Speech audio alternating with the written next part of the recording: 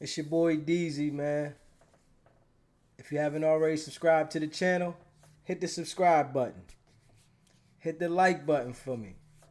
I'm trying to grow this channel and share this video. I'm coming from the bottom and we almost at 900 subscribers. So share this video so people can see it as well. And I appreciate it for anybody that's subscribed to the channel. Yeah, this is the hearing right here of Young Thug. And it's on hold right now. But you gotta understand, right? When you get in a situation like this, you gotta get up every morning and go sit in the courtroom and be at the mercy of the courts. It's no excitement in that. When you out there living that life, you don't put this at the front of your brain. This is something that you put at the back of your brain. This is something that you don't really worry about. It's not something you think about until you in that situation. When you in that situation, this is all you thinking about. And right now, Thug is feeling this. He's feeling this. And for somebody that's been to trial, had to go to court every morning, sit in front of those people with your life on the line, I understand it. So it's a feeling like no other. And he's going to have to do this for months at a time. He's going to have to do this for months in, hoping that he's able to beat the system. For all the young brothers growing up, you got to look at the bad side of this situation before you look at the glitter. And most people in the world look at the glitter. The glitter is what attracts the mind. Most people see this is the shine and they want to shine. Especially when you come from an environment where you at the bottom and you see people coming through the bottom shining. This is what intrigues you. This is what excites you. You want to get to that point where you got the shine. This is what is presented to us, man. And you got to be able to be the one to break that cycle. You got to be the one to say, I see the outcome of the situation. There's no benefit in me chasing something that's going to destroy me. You have to find an outlet. If you are a person that feels that you are a hustler in any sense, you can find a way to hustle without destroying yourself. There is a way. You can find a way to hustle without destroying yourself, because most people that come from the trenches that feel they're hustlers always tend to put themselves in a position where they're going to lose in the end but benefit in the beginning. We got to switch the mind frame of losing in the end and benefiting in the beginning, whereas though we benefit in the beginning and benefit in the end. The mind frame got to change. If the mind frame doesn't change, it's going to be the same cycle. And we see these things that's in front of us right now.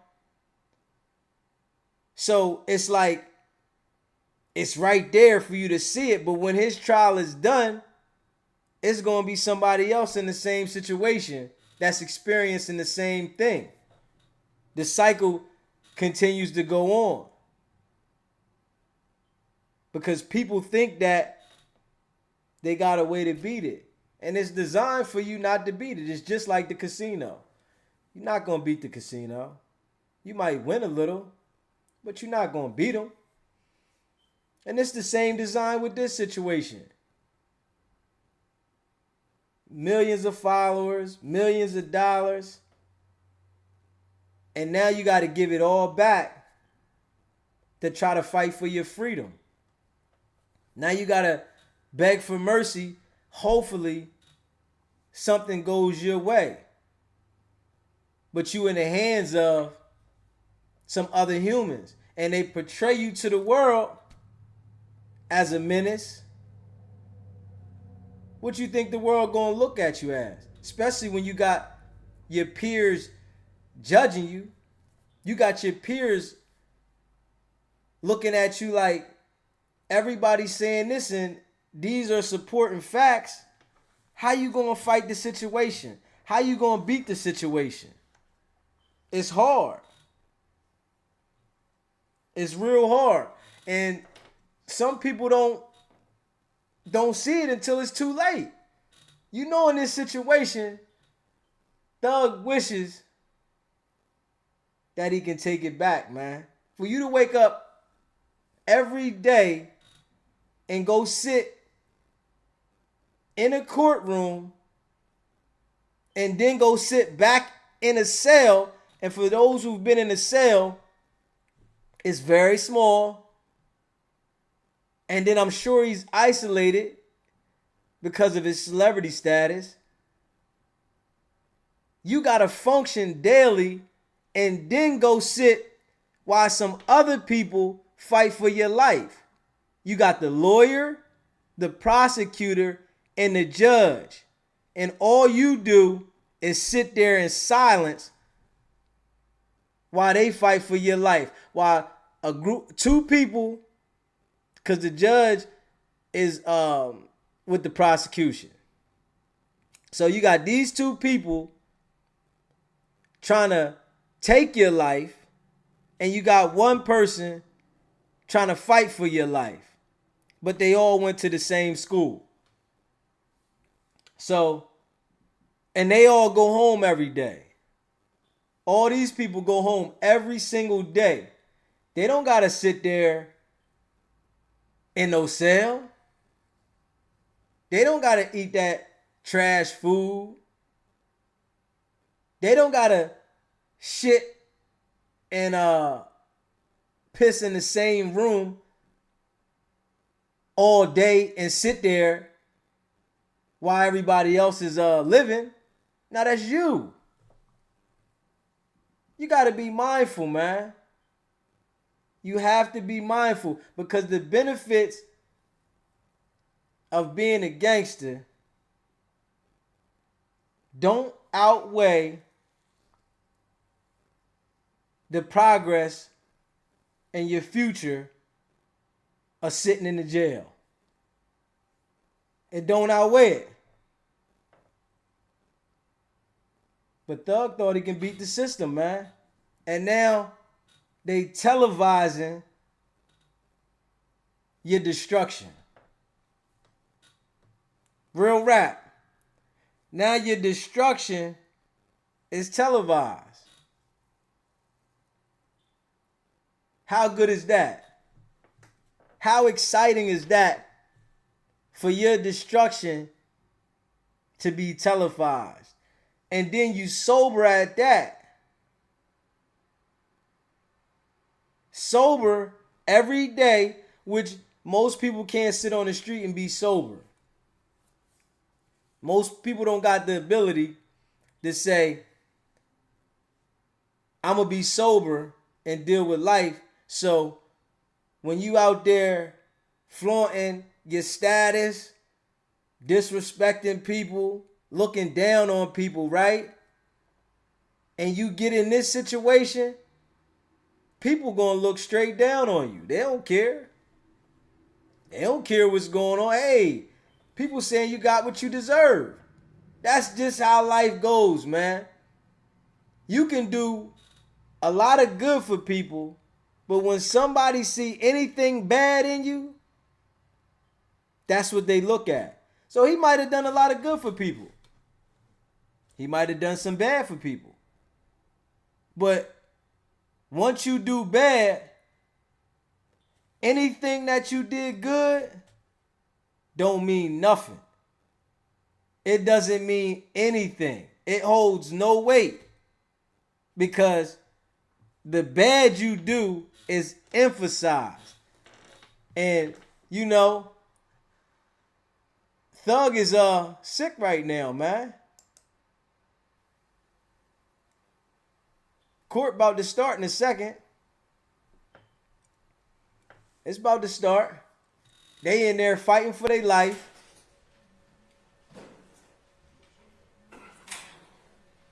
And it's real. Ain't no fun to this. Whatever fun you have before this process starts, it don't level out to this part right here being any fun. And then the process ready to start. So it's real, man. Good afternoon, council's interested parties. We're here back on the record in the matter of the state of Georgia versus Khalif Adams et al. In 22 SC 183572. Let me go ahead and take roll at this point in time. Mr. Stillwell and Mr. Boston, Mr. Sharp. Good afternoon, gentlemen.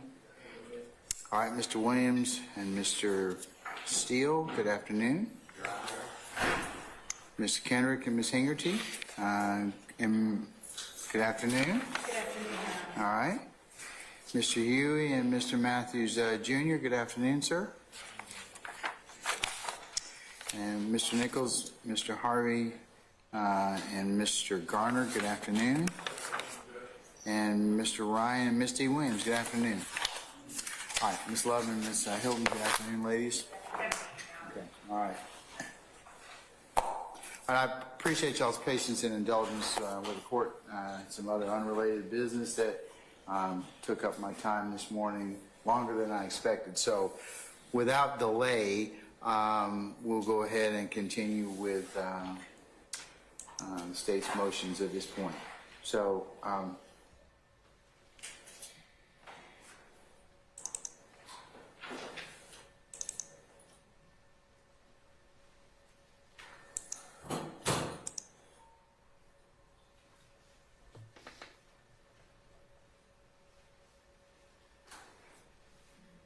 okay, Ms. Love and Ms. Hilton, who are you calling as of today? I think you had Gaither, Underwood, and Dennis. Is that correct? Former investigator Dennis Strong. Okay, all right. Is that who you want to call at this point in time? Dennis, yes, All right, Your Honor. all right. Well, let's summon Investigator Dennis, please.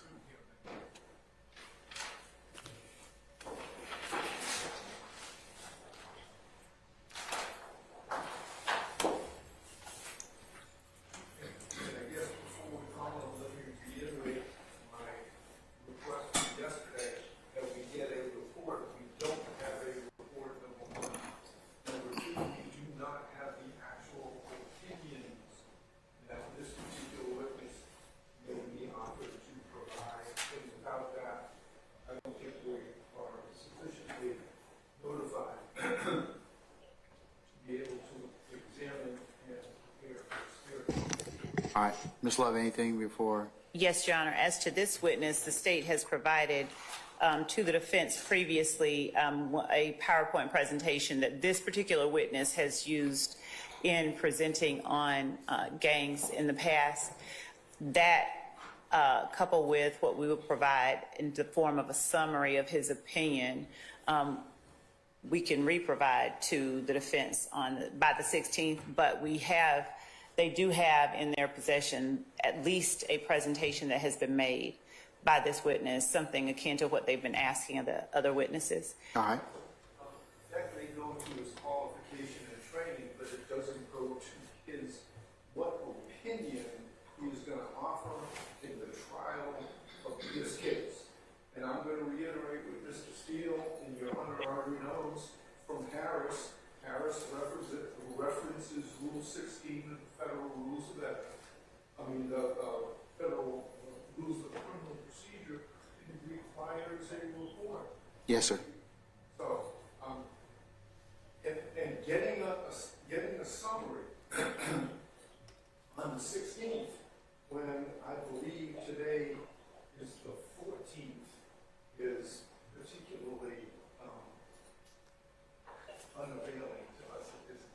right, thank you, sir. Can we summon Investigator Dennis at this point in time, please?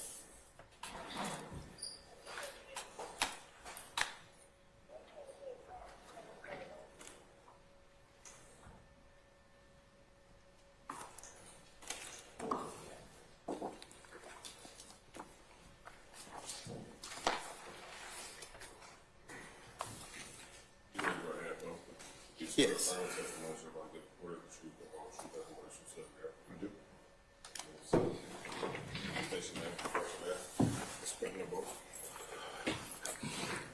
My name is Tyrone Dennis, Tyrone. Last name Dennis, Dennis. Good afternoon. Former Investigator Dennis, how are you? I'm good, how are you? I'm well, thank you. Would you please tell the court and the parties here where it is that you currently work?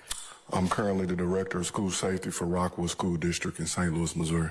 What are your responsibilities as the Director of School Safety for the Rockwood School District? I report directly to our superintendent. I'm over 32 schools. I supervise 17 police officers, safety measures for the entire district, keeping students safe. Okay. And what does providing safety requirements for the school district entail? Intruder safety, training,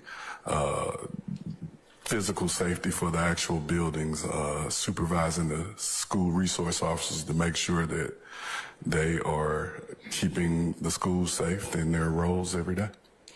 How long have you worked there? I'm in my 4th year. Prior to working with the Rockwood School District, were you employed by the City of Atlanta Police Department? I was. What was the last position that you held with the City of Atlanta Police Department? I was a detective in our gang targeted enforcement unit. I also served with the ATF for almost 6.5 years. Okay. So let's start with the gang targeted enforcement unit. Would you explain to the court and the parties here what that is?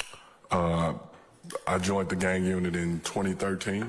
My role was to monitor, document, and prosecute gang cases.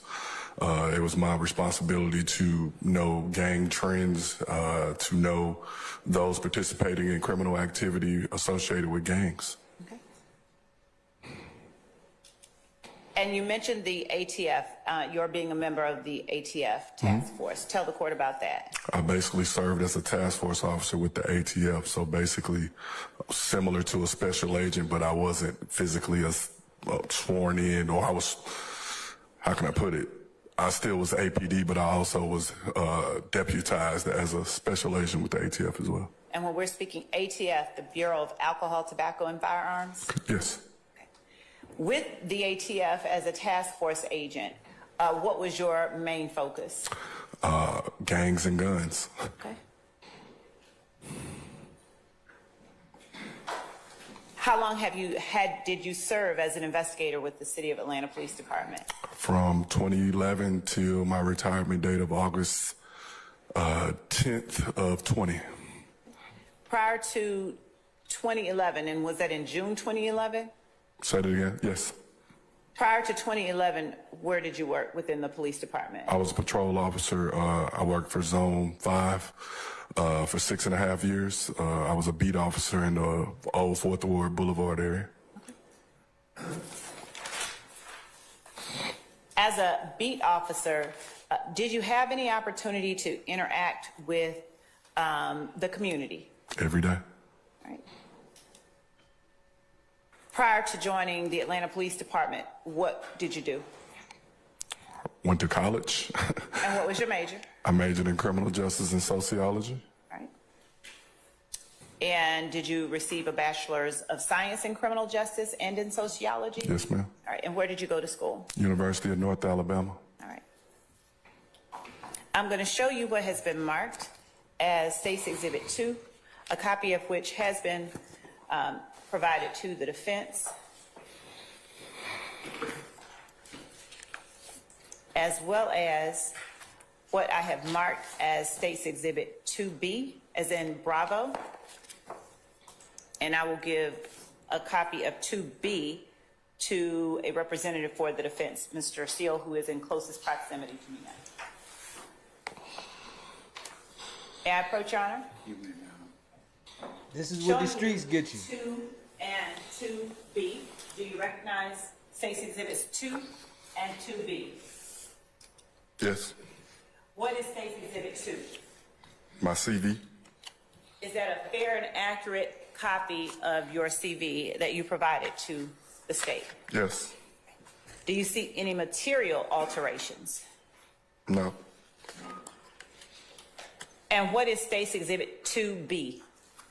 I actually pulled my gang training from my post so that it wasn't overwhelming. I basically provided add-on to my CV, which was my gang training and cases that I was sworn in as a gang expert previously. Is that a fair and accurate copy of the training that you provided to the state? Yes. Your Honor, the state tenders State's Exhibits 2 and 2B as evidence. Objection to 2 or 2B for purpose of the motion? Don't have any objection to 2. I don't think you've been served 2B before. So, I'd like an opportunity to see it, but I object to it since we haven't been provided previously.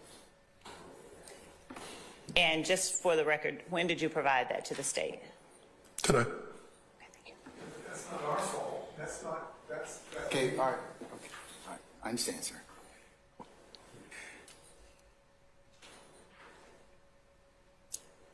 How long is 2B? It is double space and 3 pages long. It consists of 1.5 pages of, well, actually 1 page of the training, and then the second and the third page are just the cases that he has testified in. Okay. All right, Mr. Harvey, I'll admit over your objection on 2 and 2B. Okay, all right. I'm going to continue to circulate it.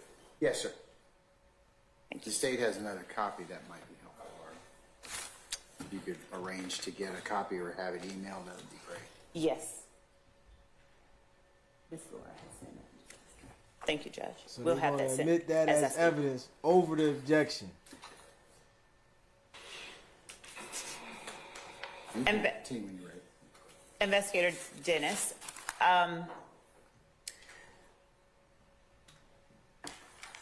would you tell the court what training that you underwent to become a police officer with the Atlanta Police Department? I went through the police academy. I started with the Atlanta Police September 7th, 2004.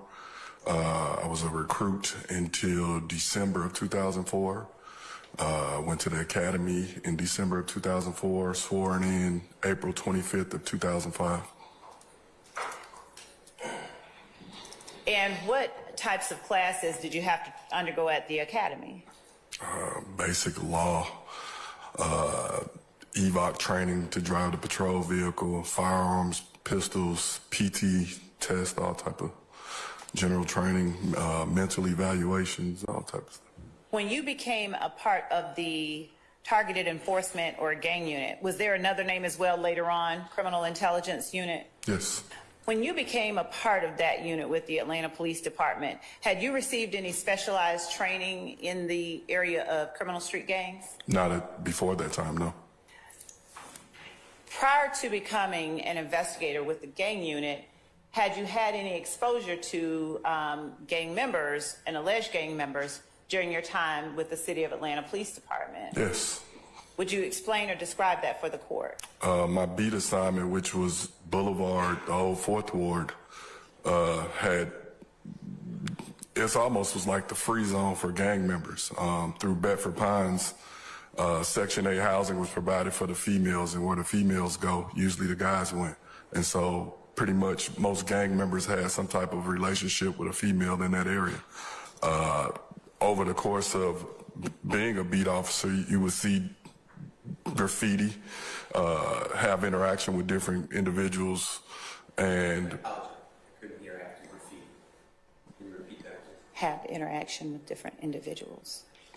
with different individuals that either live there, or sometimes we would have domestic disputes, different things like that. And a lot of the stuff that I learned about gangs, I didn't just learn when I became a police officer. Where did you get your first education into the world of criminal street gang activity? The west side of St. Louis, where I was raised. Okay. Now, what type of, and when you say that wasn't your first exposure, what type of exposure or education did you have in gangs growing up on the west side of St. Louis? The neighborhood that I grew up was gang infested, drug infested. And once the movie Colors came out in 88 or 89, the entire St. Louis was flooded with gangs. And so at that time, I was probably 10 years old. I had to know about gangs and gang culture and what to wear and what not to wear and where to go and what not to go for survival. And so through early on, I learned what a Blood, what a Crip, a gangster disciple, and so forth and so on. I learned hand signals and different things like that, a form of nonverbal communication, because somebody could be threatening your life or making a gesture towards you to put you in danger. And so these were things that I had to know for survival. Okay. Were you ever involved in any gangs? I played sports. My older siblings wouldn't allow me to be involved in gangs. Okay. So when you came to Atlanta, were you at that time aware that there was any gang activity in the city of Atlanta? Not at first. When I first got here, BMF was starting to go down. What is BMF? Black Mafia family. And when you say starting to go down, what do you mean? I lived off Sydney Markets, and so there was a big billboard off the interstate, exit 86, and then on my way to the police academy, there was another big billboard near Turner Field that said, BMF, the world is ours. And my first night in Atlanta, I got introduced to who BMF was. I was at Club Visions, and I seen all these guys popping bottles and so forth and so on. And that's when my education on who BMF was. That was the only gang pretty much I was familiar with at first. Once I became a patrol officer, it wasn't, you had groups of guys that kind of hung out together, but it probably wasn't until 07, 08, I started seeing stuff that looked like home, gang graffiti. And knowing on what I already knew, I'm like, what is that doing here in Atlanta? I didn't think gangs was prevalent in Atlanta like that. Okay. And you mentioned BMF. What did that stand for? Black Mafia family. Okay. So you mentioned in 07 and 08, you started to see things that looked like home. Mm-hmm. Where were you working during that time? Zone 5, Atlanta Police Department. Okay. Did you have responsibility for investigating any of that activity, or did you just observe it? For myself, I was fascinated with it myself. And so I wanted to know if it was real or not, because Atlanta wasn't viewed as a gang city. And so I started doing my own kind of homework and getting to educate myself. I had an interaction with an individual who enlightened me about a gang operating within my beat, Bird Gang. And as he enlightened me on Bird Gang, he would give he basically was in custody, and as we talked, he would give a nickname, and I basically created a beat book identifying individuals that was associated with this specific gang. That became my everyday. When I would go on a call or other people would have interaction with them, I basically cataloged them long before I even knew about a gang unit or anything. I became a source of information for the detectives. Or if there was a robbery or something, they would reach out, hey, talk to Dennis. He's got a beat book with individuals documented in there with different tattoos, different whatever. Eventually, fast forward to, I think, 09 or 2010, Chris Markel Bennett was kidnapped.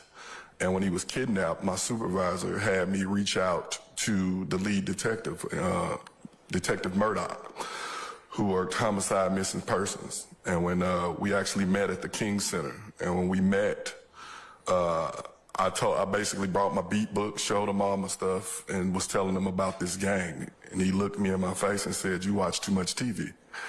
And of course, at the time, I'm like, okay, whatever. I'm kind of offended. About a week later, he reached back out to me, and he said, "I want to apologize to you." And I was like, "For what?" And he said, because everything that you gave was spot on. And if you didn't tell us this, we wouldn't know anything about it. And so at that point, he put me in to go to Apex. What is Apex? Apex was the spinoff of Red Dog. And what was Red Dog? Red Dog was basically running every drug dealer out of Georgia, created during the crack epidemic to target drug dealers in housing projects and so forth around the city. Okay. I knew what Red Dog was from Freaknik. Growing up in St. Louis, people that came to Freaknik would talk about the Red Dogs, and they don't play in different stuff like that. Okay. When I came on Atlanta Police Department, they still were in existence, and but they were subsequently disbanded after the Eagle Raid. Once they were disbanded, they created Apex. Apex would be similar, but they would have an investigative arm. And so Detective Murdoch actually put my name in to go to Apex. I usually worked by myself, so I wasn't used to working with other officers and things like that. So when he initially said it, I was kind of standoffish to it. Mm-hmm. So, but did you become involved in Apex? Did you work? I actually got reassigned to Apex for 6 weeks. Okay. And what were your responsibilities while you were assigned to Apex? Target criminal enterprises and try to see if I can build cases, but I wasn't there long enough to really do anything. Okay. Now, from Apex, is that when you went into the gang unit? No. So 6.5 years on patrol, got assigned to Apex for 6 weeks. Then I made detective, and from detective, I got assigned to Zone 6 Criminal Investigations Division. At that time, they did a realignment of the city, so parts of Zone 6 became, some of the old Fourth Ward became part of Zone 6. And so basically where I worked patrol became now where I was a detective also. And so when I made detective, started off working burglaries and simple thefts, fraud, stuff like that. And then eventually I became one of the robbery carjacking detectives. What kind of relationships did you form within the community as a beat cop and later as a detective? As a cop, the community is key to what you do, because the relationships that you form helps you do your job at the end of the day. As a cop, I'm only there for 40 hours a week, and the streets talk, and you have to know how to receive it. And so for myself, I knew everybody. I knew every elderly lady, every homeless person. I knew the store owners. I knew the dope boys that stood on the corner. Because working Boulevard, it was very different. People think Boulevard was just one set, and what you later found out was it was people from all over the city that came to the area because of the females. Bedford Pines is probably the last standing housing project in the city. And through Section 8 housing, they would provide housing for the females who had a child. And so you would see guys that come from all over the city, or we would have different interactions for whatever reason in that area. Okay.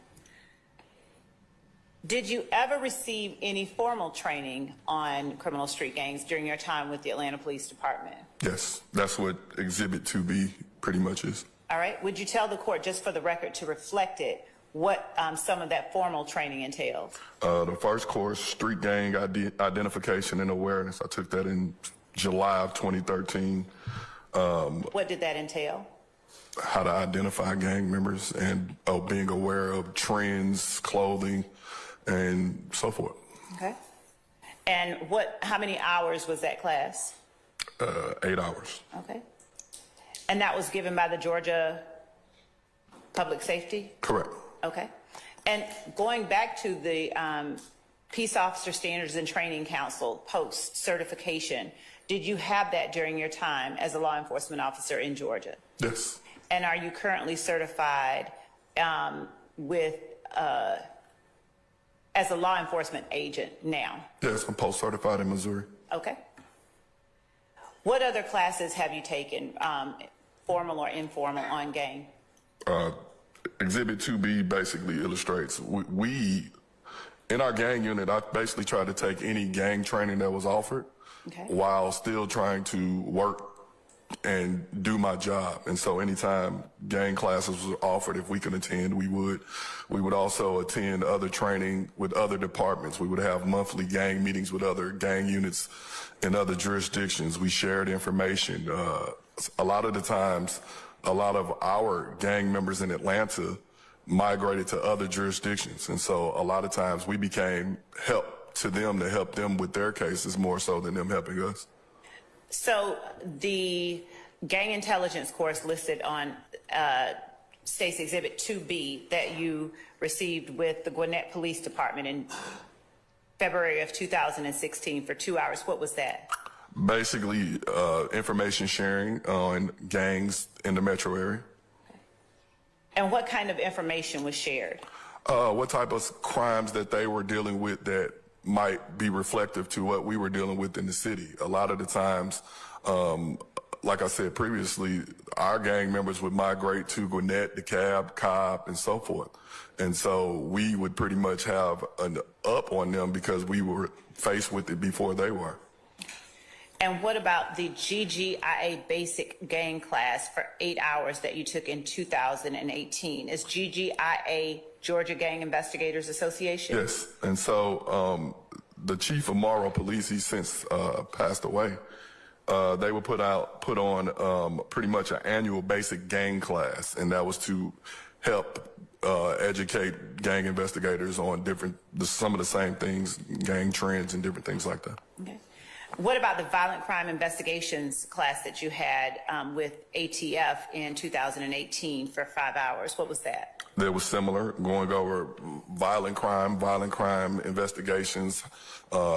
Being a task force officer, I was basically my focus was guns, gang members that were arrested with guns. And then it would be my job to look at their criminal history to see if they were basically candidates for federal prosecution. Okay. And the California National Gang Violence Conference, what was that in 2018? Every year they put on a national conference in California. Gang detectives from all over the country, all over the world basically gather in California to go over gangs. It's information sharing. Different departments have dealt with different type of investigations, and you basically learn from those who've done it before you. You share information, and also we share information. I think I actually presented at that conference. Okay. What about gangs, hip hop and gangs in 2019 with South Fulton Police for 3 hours? What was that? I basically made a gang presentation about hip hop and gang culture. Okay. And I basically used movies, music, and some of the things that we have in regular people look at and don't even know that they're being pretty much spoon-fed gang culture. I think Boys in the Hood, Menace to Society, Juice, all those different movies that I grew up watching that are prominent in black culture, I basically explain the gang nexus to the movie.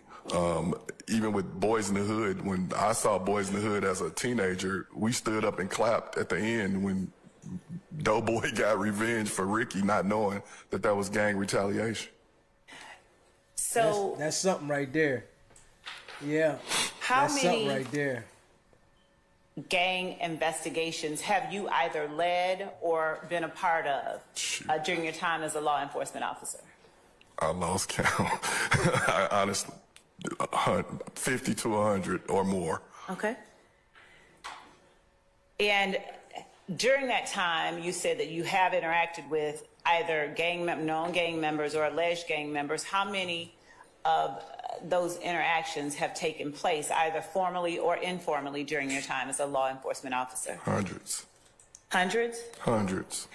The information that you received from formal or informal confidential informants, or from formal or informal interviews with gang members or alleged gang members, did you always take the information at face value, or did you do anything to try and corroborate or every piece of information that we receive, we have to corroborate and do our own due diligence to investigate it. For me, myself, the worst thing I wanted to do was charge or do something to someone that didn't do anything. And so any information that I receive from, it could be a baby mama or the elderly lady on the corner or a gang member, I'm going to look into it to see if it's relevant or to try to understand what they are telling me. I can't necessarily take anything on face value because in the law enforcement and gang culture, most people know that talking to law enforcement can be a death sentence. And so me knowing that, I'm trying to protect people's identity and respect that I have a job to do to not only listen to them, but to try to protect them with the information that they're providing to me. Working as a patrol officer, I've built countless relationships with people from the community. I've been gone almost 4 years. I still get calls from the community because people don't know that I'm either gone or I've built a trust factor with them where they feel comfortable in providing information to me. And what is Clippers and Cops? Clippers and Cops is a nonprofit that I created in an effort to bridge the gap between law enforcement and the community, trying to create empathy between law enforcement and the community. When I would go get my haircut, everybody was equal. And when we were in the barbershop, we would talk about everything under the sun. So I felt, why can't we talk about citizen and police engagement? And so in March of 2018, we went to the same barbershop on Edgewood, and I basically gathered not only law enforcement, I gathered people from the community, gang members, whomever, and we engaged in conversation, and we basically been doing the same thing every third Thursday of the month ever since. Do you also do consultant work? I do. And would you explain what that is? And basically, I do gang consulting work on, liability cases. So, for example, if someone is shot and killed at an apartment complex or a gas station, a lot of times they will sue the property. And so I will be hired to explain the gang evidence or the gang nexus in the case. have you ever been sworn? Yeah, that's some deep shit right there. That's deep. And he's letting it know from his experts about how he's dealt with the gang culture. But, hey, man, we got to motherfucking listen to him, though, man. It's crazy how life go, man. Thug is in some heat with this because he got experts letting him know what it is. And they definitely... I'm a member of NOBLE, National Organization of Black Law Enforcement. Okay. Have you received any awards or recognition for your law enforcement service? I probably left Atlanta Police Department as one of the most decorated officers that ever came through the department. And I did 16 years. Most officers do 30. Okay.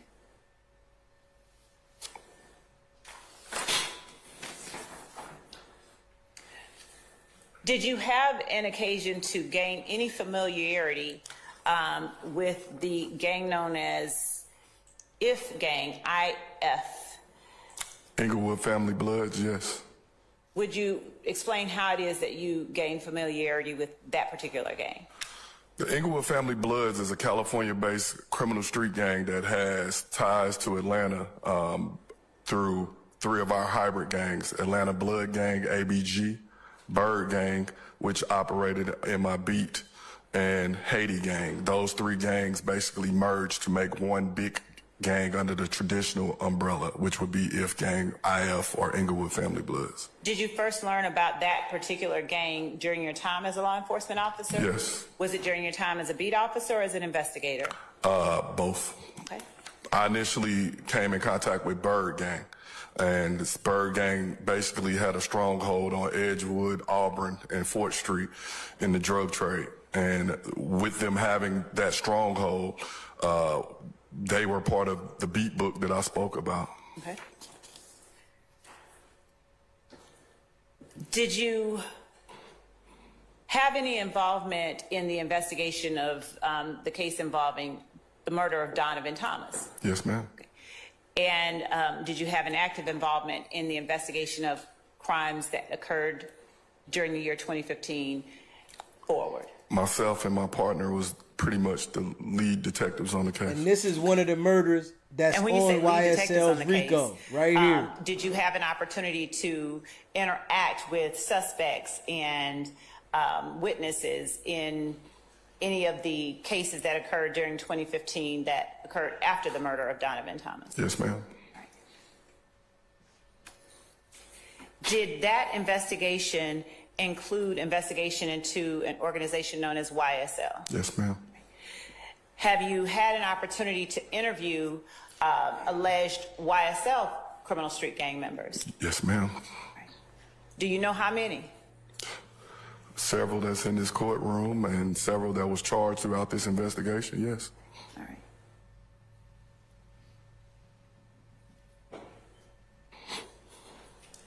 Are you able to explain to the court whether the information that you attained about YSL and Inglewood Family Bloods, what were the sources of the information that you currently hold about those organizations? The information that I gained associated with the information I already knew. Basically, when Donovan Thomas was assassinated on January 10th, 2015, I was off. It was a Saturday night. One of our detectives that was working basically reached out and said, hey, you put Donovan Thomas into our gang files. What do you know about him? And I politely told him to go to my bottom drawer and get my black beat book. Once he got my beat book, he basically had Donovan's profile, Bird Gang's information, and so forth. Fast forward to that Monday when I got to work, my supervisor basically said, what do you know about Bird Gang? I said, what do you want to know? He said, well, we have a meeting with every federal agency in the city at 2 o'clock. I need you to create a war room.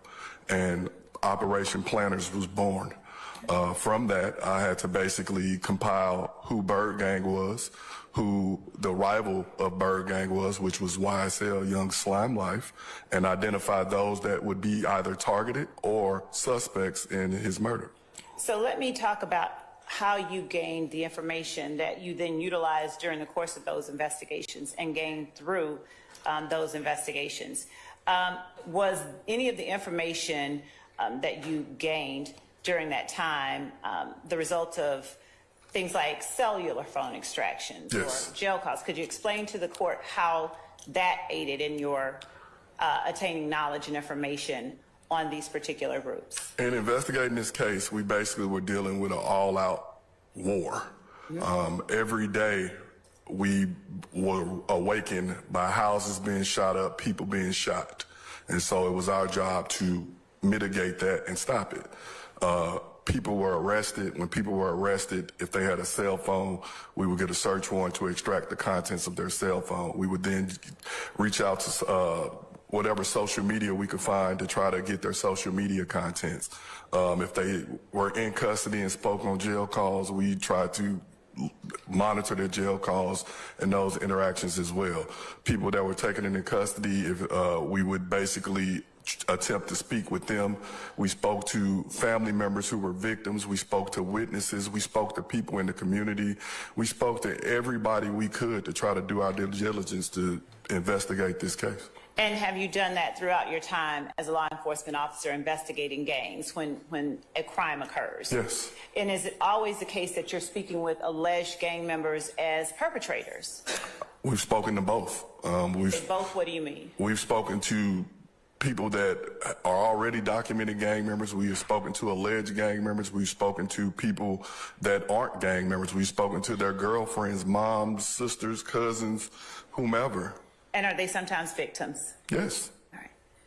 Usually, my saying was today's suspect is tomorrow's victim. Okay.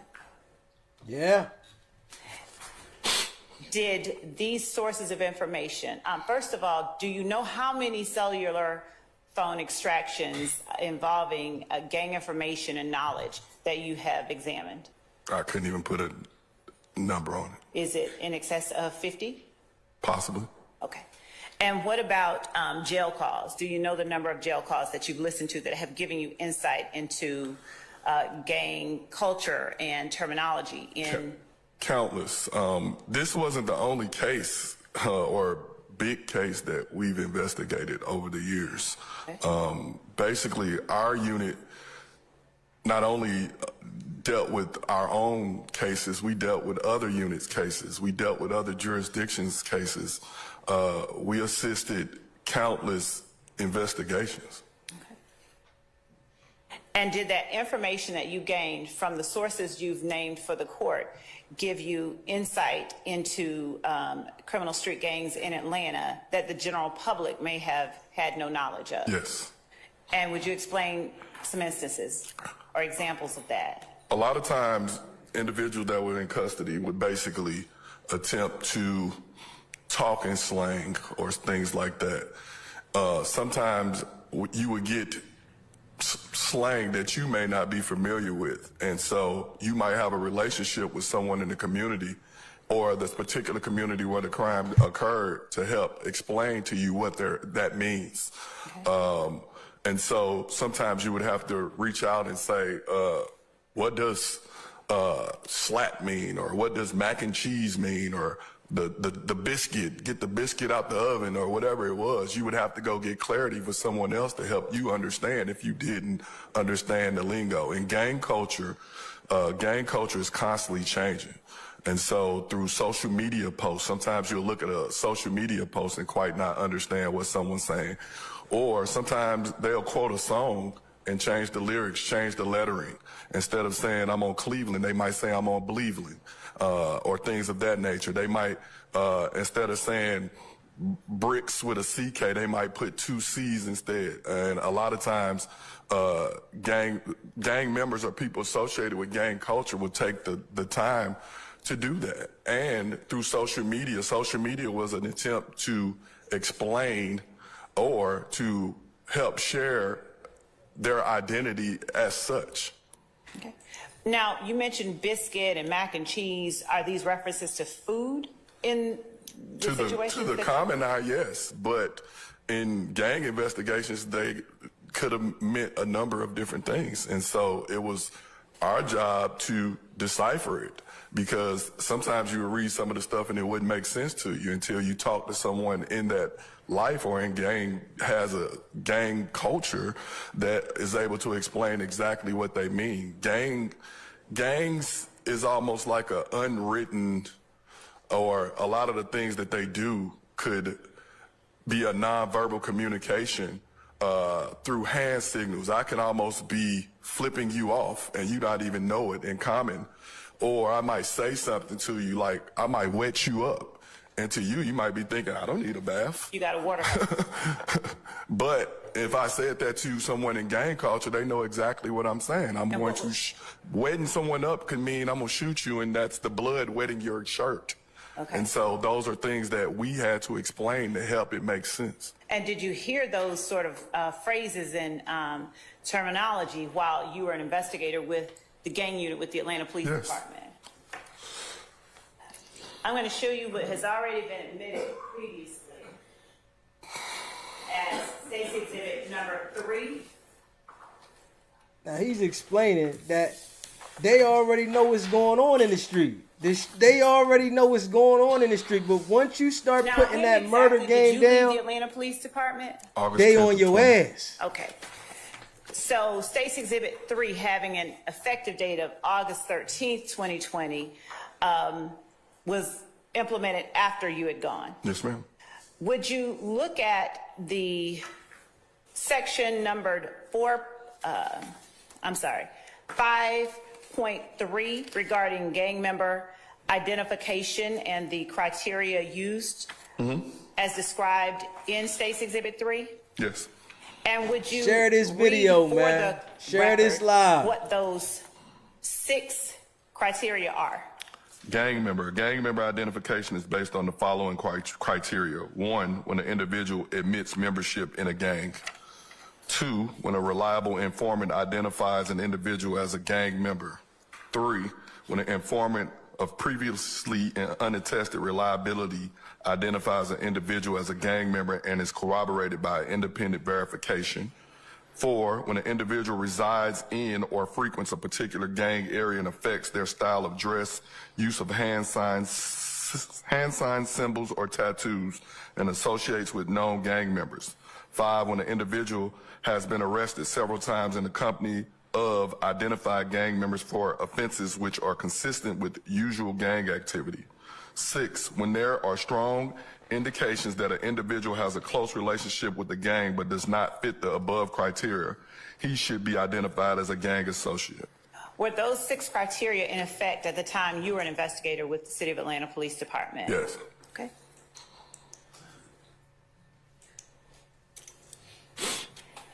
And reading section 5.2 regarding gang and criminal street gang and gang-related crime, were those operating procedures in effect at the time that you were with the Atlanta Police Department? Yes. Okay. And would you read what they are? Gang, criminal street gang, any organization, association, or group of 3 or more persons associated in fact, whether formal or informal, which engages in criminal gang activity as defined in OCGA 1615-3. The existence of such organizations, associations, or group of individuals associated in fact may be established by evidence of a common name or common identifying signs, symbols, tattoos, graffitis, or attire, or other distinguished characteristics. Such terms shall not include 3 or more persons associated in fact, whether formal or informal, who are not engaged in criminal gang activity. And gang-related crime? Say that again? The rest of 5.2, gang-related crime. Oh, I'm sorry. Gang-related crime. Criminal acts that include gang violence or gang retaliations related to turf, protection, signing, recruitment, or any criminal activity such as drug trafficking.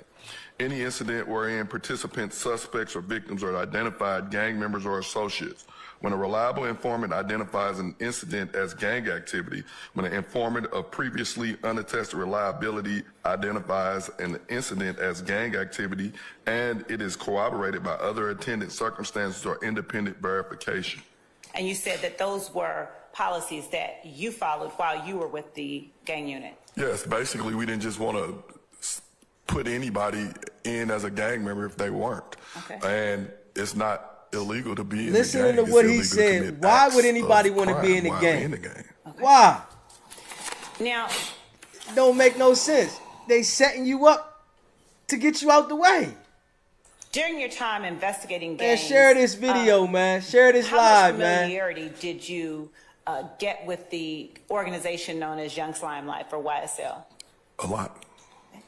And were those from the sources that you mentioned earlier? Through sitting through countless interviews, interviewing countless witnesses, gained a lot of knowledge about YSL. And what about Inglewood Family Bloods? Did you gain a lot of information about that? Same. Okay.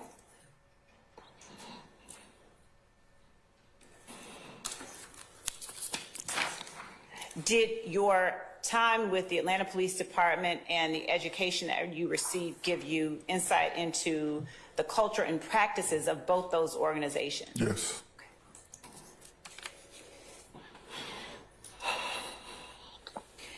And based on your background, training, and expertise, do you have an opinion about whether or not YSL, the organization known as Young Slime Life, is in fact a criminal street gang? No question in my mind that it's a criminal street gang. Okay. And do you have an opinion as to whether or not the Inglewood Family Bloods, or IF, is a criminal street gang? No question in my mind that they're a criminal street gang. All right.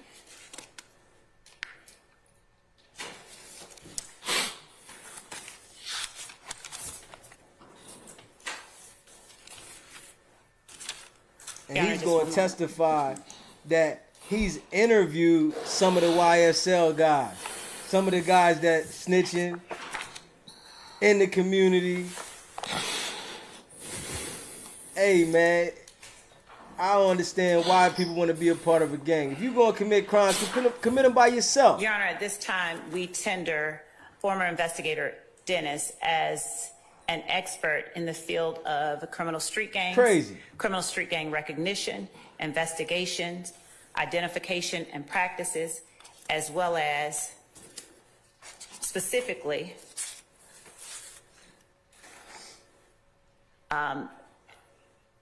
Inglewood family, the Inglewood family criminal street gang, and the Young Slime Life criminal street gang.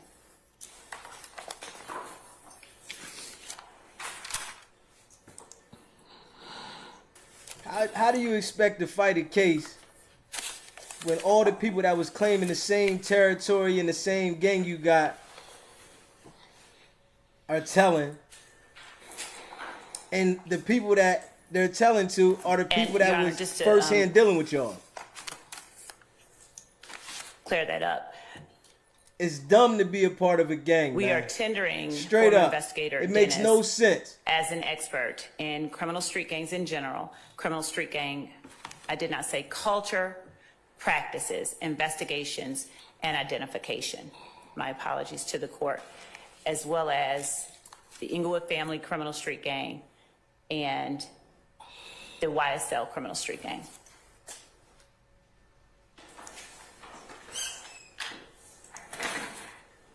Okay. Start out, Mr. Steele, an examination of what are the witnesses. Wow. I want to hear what Thug's lawyer going to say with this. Because he's definitely, he got a log. This man said he has a book afternoon. that he's Good been afternoon. writing from when he started about all the gang members, Thank their you, Your Honor. tattoos. With regards to Like, your statement a moment ago, he been a private investigator with the as Honorable he was a cop. Prosecutor, you said something to the effect of, it is not illegal to be in a gang. Remember something like that? I do. Can you explain specifically what you're referring to? The Boy Scouts could be considered a gang because it's 3 or more people operating in unit when they put on the same outfit. The police department can be considered a gang. The police by can be the considered a definition. gang. They It's only are a illegal to gang. be Yes, they associated are. with such when committing a crime or breaking the law. That's what I mean.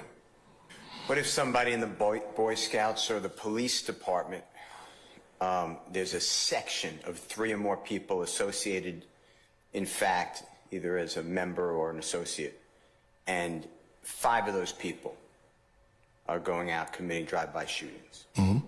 But the other 2,000 people are in the Boy Scouts or the police department, same uniform, but they're not doing those crimes. How does that work in your mind? The association of how did they associate being the Boy Scouts could be basically used as their association, but the enterprise in itself hasn't necessarily broke the law. Those individuals use that association to break the law, and so those are the like characteristics of that. So there's a demarcation, and I'm asking you, I'm not telling you. Okay. I want your information to qualify under Daubert.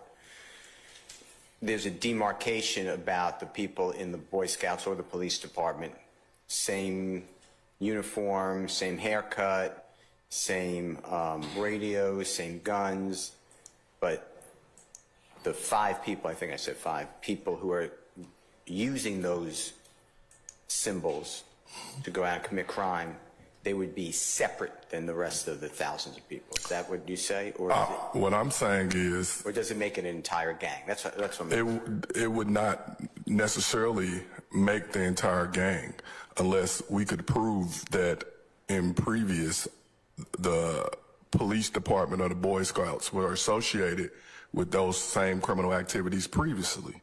If they're not, it's just like saying, I'm trying to think of something to a fraternity, right? Let's say 5 members of a fraternity participated in a rape. Does that make the whole fraternity a criminal street gang? No. It makes members of that fraternity that participated in that crime, and the association could be the fact that they're in that fraternity, but it doesn't necessarily make that fraternity a criminal street gang. Reason being is it has no bearing associated with any other crime previously.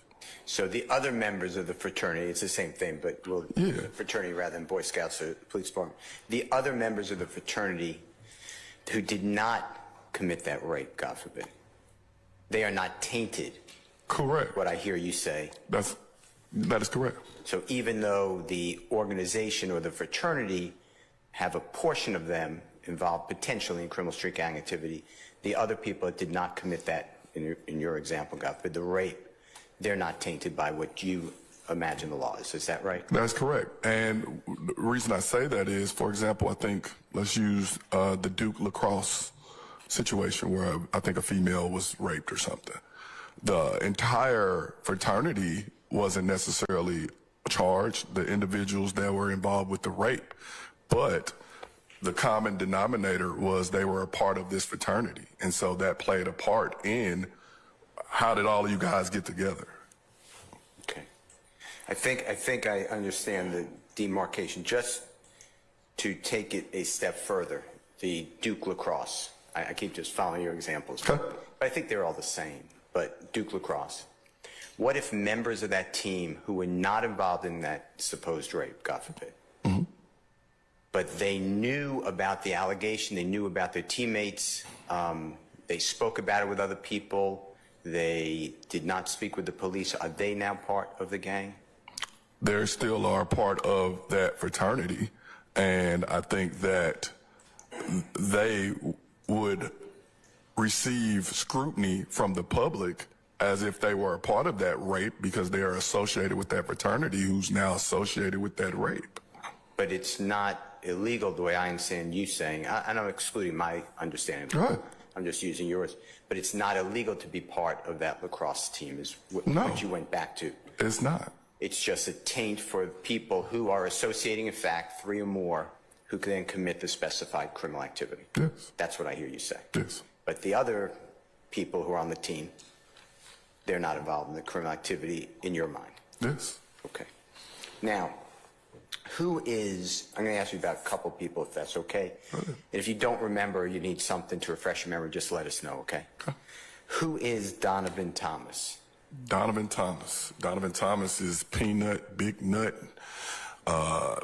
He was a member of Inglewood Family Bloods, also a member of... All right, and I'm going to object into getting deep into the specifics of this particular case and who particular people are. In this case, as it does not bear directly on this witness's qualifications as an expert.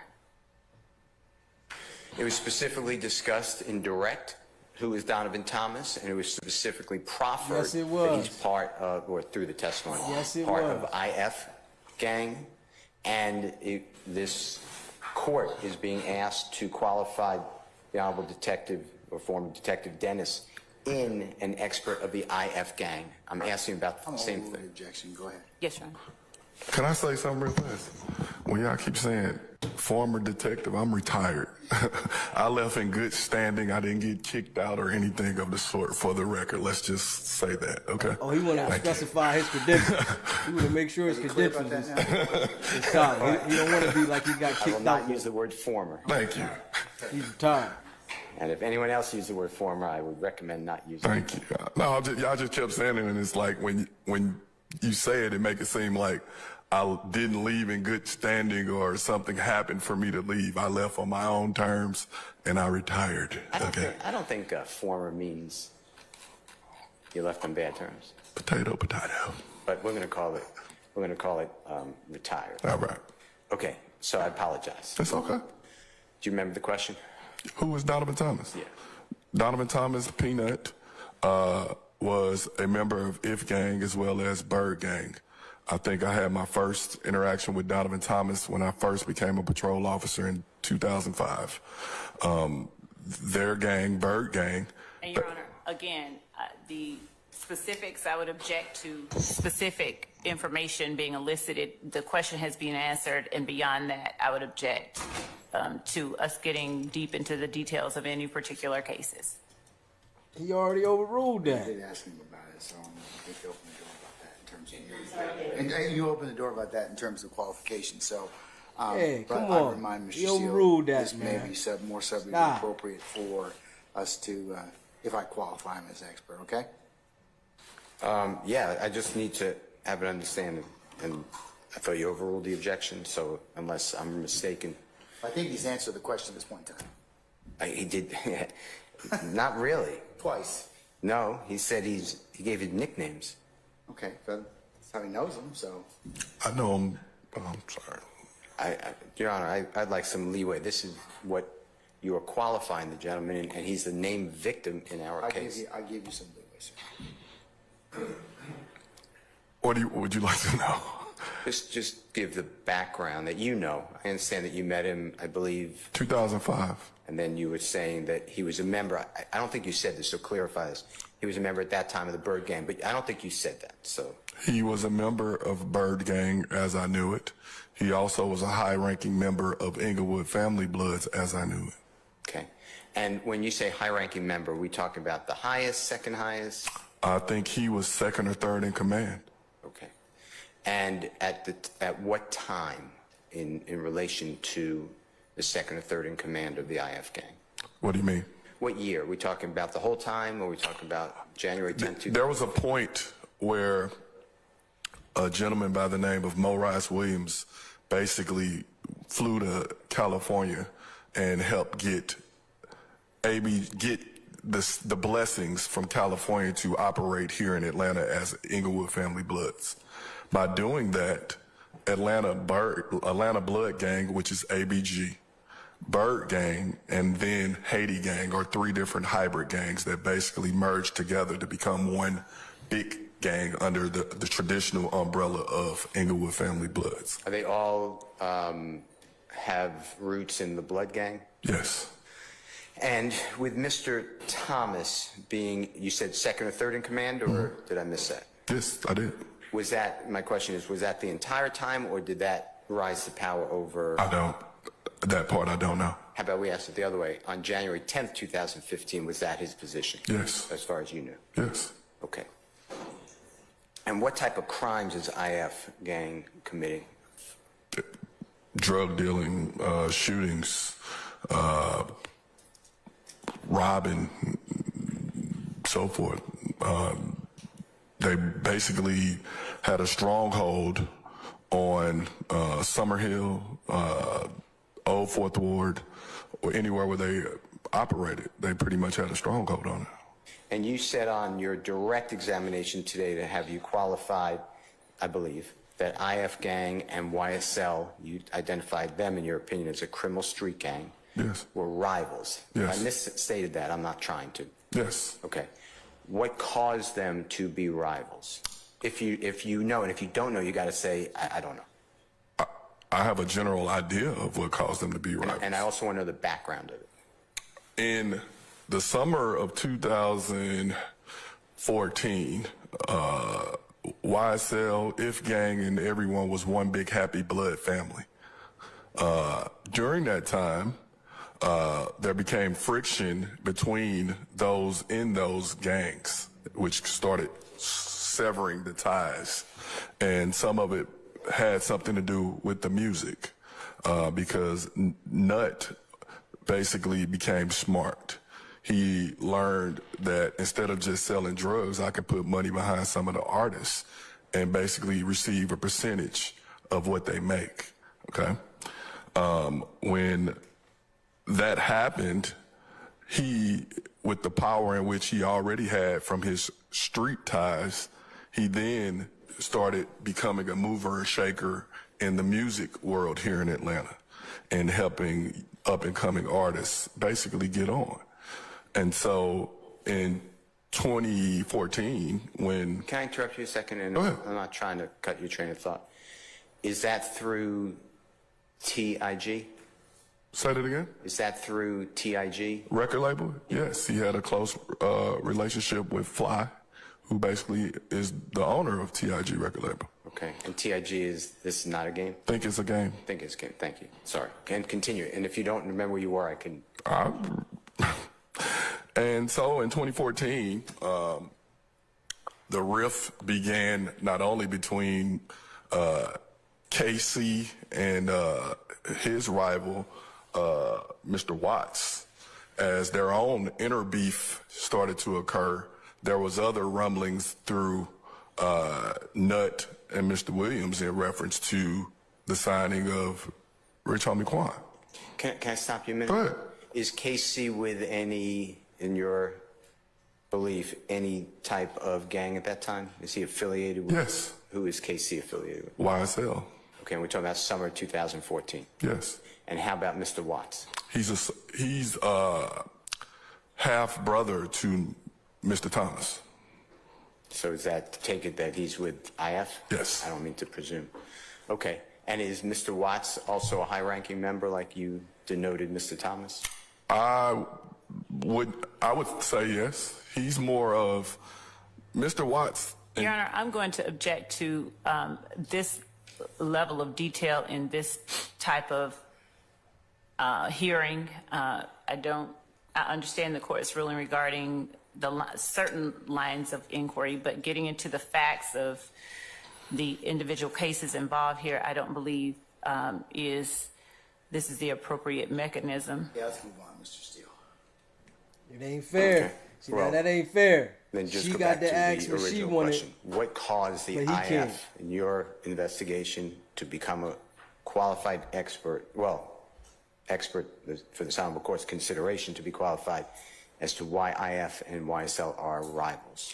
A part of it was music. A part of it was gang. Part of it was power. Part of it was money.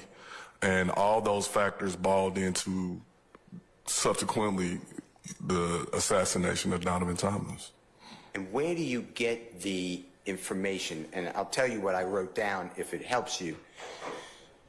But you're asserting a lot of facts. Okay. So what's the background of those facts? Sitting through countless interviews with individuals that were either A, charged, B, suspects, or C, interacted with law enforcement, and doing my own investigations through witnesses, the families of victims, social media, all this information. We're talking about this is from 8 years ago for myself. And 2015. correct. And some of the individuals that are sitting in here, I actually sat in the interviews with them and discussed some of these things. And some of the points that were made or confirmed, some of them helped do that. So when you ask that question, this isn't necessarily just one person told us this or one thing happened. We're talking about my expertise as an investigator, as a police officer, and as a human, being able to listen to what they're telling me, following up to corroborate and so forth to confirm or dismiss some of the information as, okay, did this happen? Could this happen?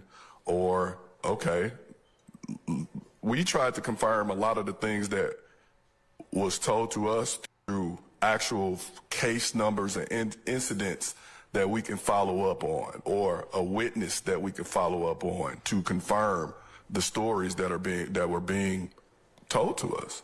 We didn't just say, okay, well, he said this, and okay, let's go get a warrant. It didn't happen like that. Is this, I heard you say earlier about, and if I'm misstating, I apologize, but the Black Beat book, is that what you said? My beat book, yes. Okay. And I don't know where I got black from, I apologize. It was black. That's where you got it from. Okay. It was a black binder. Basically, as a police officer, I learned that knowledge was power. I didn't like touching on people every day. I didn't like searching people every day. And so I started to gather knowledge and information. And with that information, things started to make sense. It's almost like the Matrix or something. Once you start understanding gangs and the things that are going around, other stuff start making sense. The shooting that just happened that comes on the news at night to the common person might think, oh, it's just a random shooting. Well, I'm going to dig and find the backstory. And then if you find that backstory was that shooting was a retaliation to an incident that happened somewhere else. And they were retaliating from that incident that happened elsewhere and so forth. And so my beat book became information gathering. And so that it made sense not only for myself, but my colleagues. And when other people would have incidents, gather that information and compile it in one place. I got the idea from the book from someone else. They had a beat book, and when we needed the information, it was jumbled up And so for myself, I started to catalog it, and it helped with identifications. It helped with, I didn't know I was doing gang work before I became a gang detective. Where did that beat book go into any of your knowledge that you bring here today on the 14th day of November 2000? I would say yes and no. Once I retired, I left my files where I'm required to leave them, which is at APD. And like I said, I've been gone almost 3-4 years. I don't know where it is now. Do you know whether it was turned over to the prosecution in this case? I don't know. I honestly don't know. Okay. Are you familiar with the discovery provided in this case by any chance? Somewhat. Is the beat book included in the discovery that you're familiar with? I don't know. Okay. I wasn't here for all of that. To be honest with you, Mr. Steele, the information that I possess in this case, we had this information 8 years ago. And if what's just in my personal opinion, some of the people that represent some of the individuals in some of these cases, they had the opportunity to compile this information and had access to this information 8 years ago. For myself and the people that worked on this case, we did our job and we presented it the way that we had it. That's why you see some people who took pleas years ago, because we did our job. And honestly, a part of me, when this case came back, I felt that I moved on with my life. I don't live here, I don't work here anymore, and I did my job. If we would have had the proper support that I feel that we got now, then this case would have been over. Because the information that I'm telling you, it's in black and white. It's in our warrants, it's in our indictments, all of that. I have absolutely nothing to, you know what I'm saying? Like, I don't know where some of this stuff is, because after I retired, I moved on. I don't even have a police uniform anymore. So that's not my calling anymore. Okay, I think I understand what you're saying. So the beat book may exist, but you Your Honor, I divorced object yourself. to any further questioning about the beat book or anything else. You already testified. Let's move on from that, Mr. I just have one more question, if you don't mind. I just want to clarify for my subpoena. I think you've asked all the questions you need to at this point in time in terms of man. his knowledge of the beat book. Would you allow one more question, and then if it's not It's hard for him to come proper back. question, you can tell me. He said he had all the evidence together 8 years retired ago. Detective, not to answer. They could have been Do you came know for where the Thung. beat book is today? Your Honor, I object. He's already answered that. He's asked, yeah. You can answer it if you can. I do not. Okay. I don't know where any of my files from my previous profession is today. We catalog and kept our files. We have to leave them in the office. When different supervisors come in, different stuff can get misplaced. I don't know. I'm not there, so I don't know. No, I understand, and I appreciate the information. The Georgia Gang Investigator Association, how do you become a part of that? If you were a part of it. I know you attended classes. For myself, I never joined, but I often would interact with them. We shared information in-house, and different, I believe, Mark Belknap and Eric Murdoch, Detective Kimball Murdoch, were members of GGI, and we shared information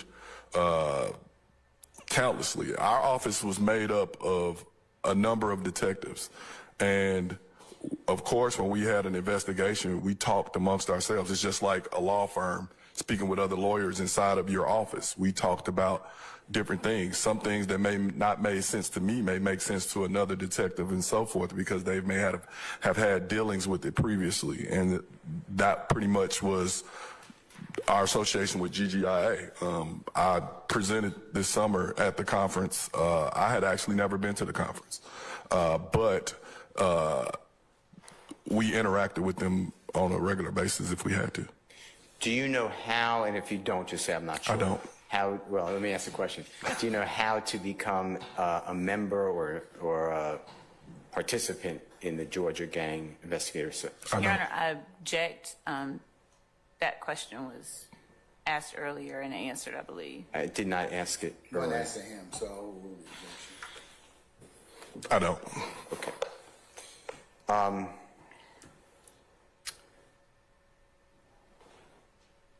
You talked about on direct examination with the Honorable Prosecutor, gangs, hip-hop, and gangs. And I'm just looking at State's Exhibit 2B, as in Barry and Bravo. It says 11, 13, 19. Can you tell us about that more in depth? What is that? Like I said previously, was for myself and helping those who don't. Gang culture and gangs are happening right before our eyes. And if you don't understand what you're looking at, it may just look like whatever. And it's the same. Can you educate us with a couple of examples what you're referring Like I said previously, the movie Boys in the Hood. I went and saw that when I was probably 13 years old. When I saw it, have you seen Boys in the Hood? Yes, Okay, sir. I'm sorry. All right, in the movie Boys in the Hood, when Ricky, the football player brother, was shot and killed, Doughboy went to retaliate, his brother. And when he shot the guys, when we went and saw it, we stood up and clapped because we were happy that he got revenge for his brother's death, not knowing that we were being force-fed gang culture. The same thing with Menace to Society, the movie Menace to Society, the movie Juice, all these different movies that in black culture are mainstays. Most people, you can ask pretty much every black This person. is real. That's in real here, what they he's probably saying, saw though. it, not That knowing is that real in the what movie he's saying. Juice, they were basically teaming up to form their own little gang because they needed to get juice within their community and within their neighborhood. And so my presentation, I correlated to that. How did gang culture become so prevalent? How did gang become prevalent for myself? From the movie movies. Colors. I didn't know what a blood or a crip movies. was until I saw the movie Colors. And then in St. Louis, every neighborhood became a set. I grew up around gang members, drug dealers, and people being shot and killed. And so it was like having to navigate through a jungle to survive. And so these things, I started thinking, how did I get this education? And do other people understand what they're being fed through music, through the songs that we listen and we're singing at Pull Up With a Stick? They're playing these at softball games, not knowing that that is a gang song. And it's one of those things through entertainment, the black community has been brainwashed to thinking gang culture is normal. What do you do when someone shoots and kills your family member? Am I supposed to retaliate? Am I supposed to do what Doughboy did? Because the movies play a part in what we see. So if you don't know, a gang member told me this. He said, unless you change someone's people, places, and things, You're you can't. going too fast. You're going too fast. Man, Unless you change. He's speaking all facts right a there. gang member or anybody's He's people, speaking places, facts, and man. things, they Straight tend facts, can take man. on the identity of what they've been taught or learned. And so if you live in a gang-infested community and all you've seen is death, carnage, drug dealing, which happens in a lot of our housing projects, some may think that that's the way that you're supposed to operate.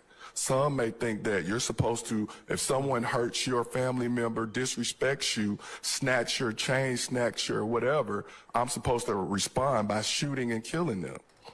Share this live, man. That's what the presentation was about. Share this live. When a person is, we'll just say from birth, but grows up, sounds like you, in that type of environment. Mm-hmm. And I heard you say twice now that you had to adapt. You betcha I had to adapt. Say it one more time. Of course I had to adapt because I had to make a choice for myself on what type of life I want. We call it trap music for a reason. And in black culture, we don't even understand why. Because I use the analogy of if a mouse get caught on a trap, right, he's stuck. And then he spends the rest of his life attempting to get loose, only becoming more trapped. That's what living in the ghetto is. And through music and movies, Facts. it only makes it seem like it's acceptable or make it seem Facts. like that's the only way to go. Facts, Go ahead. man. I didn't mean to interrupt. You're good. That's facts, So man. when we'll just talk about your background because you're using it today to try to be qualified, correct? Is that true? Yes. Okay. When you had to maneuver, I assume that means you had to ensure that you addressed a certain way, wore a certain color, or didn't wear a certain color. Is that what you're talking about? That is exactly what I'm talking about. And maybe use gang signs. I'm not saying you did. Definitely didn't use any gang signs because I knew what came with that. In my community, you don't false flag or represent or throw up gang signs, something that you're not willing to follow up with what comes with that. Because throwing up that gang sign to someone that identifies from a rival gang could cost you your life. Wearing colors that associated with your neighborhood or things that associated with the gang in your neighborhood can cost you your life. And so for myself, Hey, listen, man. In this situation here, he is sitting there letting it be known for real what it is. Thug's lawyer is trying to paint the picture like Thug was a part of the gang, but he didn't know what was going on. wearing the rival color or I'm not wearing them color. I'm going to wear the basic. You're a neutral. Huh? Neutral.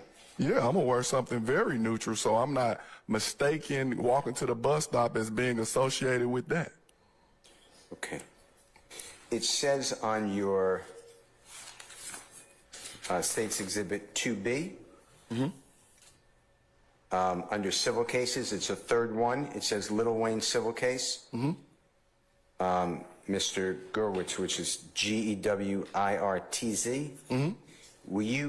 Are you paid for that? I was retained to help provide information in reference to that case. And is that the shooting that we have in the indictment today? Yes. Okay. Are you still on that case? It's pretty much sitting and waiting. It's the bus driver suing those involved with the case. And so until they proceed forward, it's kind of in limbo. But you're still, as far as you know, you're still an expert in that case? Or, Yes. Or a consultant, I guess you wrote. Yes. Is that true? Okay. You talked about Black Mafia family. What year was that? 2004. Is that the first time that gangs are coming into Atlanta area? Is that what you were testifying to? That's when I got here. So I don't know exactly. As you speak to people that grew up here, they'll tell you about other gangs and different. What happened in Atlanta when the housing projects basically were your affiliation or different gangs operated in the different housing projects. As they tore down the housing projects and as Atlanta became pretty much a hub for gangs across the country, for the same reasons that a lot of people come here. Hip hop music, warm weather, big houses, and nightlife. And a lot of gang members come from New York, LA, Chicago, all over to Atlanta and love it here and operate here and are able to live differently than where they live back home. Okay. Thug's lawyer don't even know what to say. This one I it have gets something real. here that I was not following you. I'm trying to follow you, so I'm not saying that as in any way insulting, but 2009, 2010, Mr. Bennett was kidnapped. Is that what I wrote down correctly? Can you explain what you were referring to? Chris Bennett, who was a member of I Bird. object to getting into all of this detail. This was mentioned on direct examination. Your Honor, this Excuse me. let me detail, finish. I object. Excuse me. Let me finish. Your Honor, You've objected. Let him respond. I'll rule. I don't know who Mr. Bennett is. It was discussed on direct. I'm asking what is the relevance to this qualification? It was brought out on direct examination in this hearing. All right. I'll rule the objection. You can answer it. Chris Bennett was a member of Bird Gang, and Chris Bennett was also Donovan Thomas's cousin. And he basically was kidnapped, subsequently tortured and shot and killed, and they found his body in DeKalb County in 2010. By Chris's death, Bird Gang then added his initials to their moniker. Instead of just being BG for Bird Gang, they became BGCMB, which stand for Chris Markel Bennett, was added to the moniker of their gang. What was it again, the moniker? Bird Gang, BG, is the acronym. They added CMB, which is Chris Markel Bennett, which was his initials to the gang. It's a moniker. So it's CMB BG. BG, CMB would be the letters used. And that's Bird Gang that eventually became Correct. So you have If Gang, ABG, Bird Gang, Haiti Gang, all became If Gang. Police officer Walmart took over 3 mom knows and pop the stores. details. The police knows the details. Ladies and gentlemen, You said that you interviewed they know people the in this details. courtroom. Do you know who they are? I sure do. Can you identify who you're talking about? You have Shannon Stillwell, interviewed him once he was shot in the Tierra Jones case. Coming your way. Right behind you. Diamante Kendricks, interviewed him when he was arrested with Martinez Arnold Listen to after this. they attempted to retaliate and do a drive-by after Martinez Arnold was stumped out in Magic City in October of 2015. Who else is over there? I can't see anybody else. I never met Mr. Williams in person. Okay. Okay. he's interviewed 2 of the guys that's in the court, and they going to trial too. So who knows what they said but him? And I'm sure he has it documented. But they taking this situation to trial, but they might have made statements on other situations.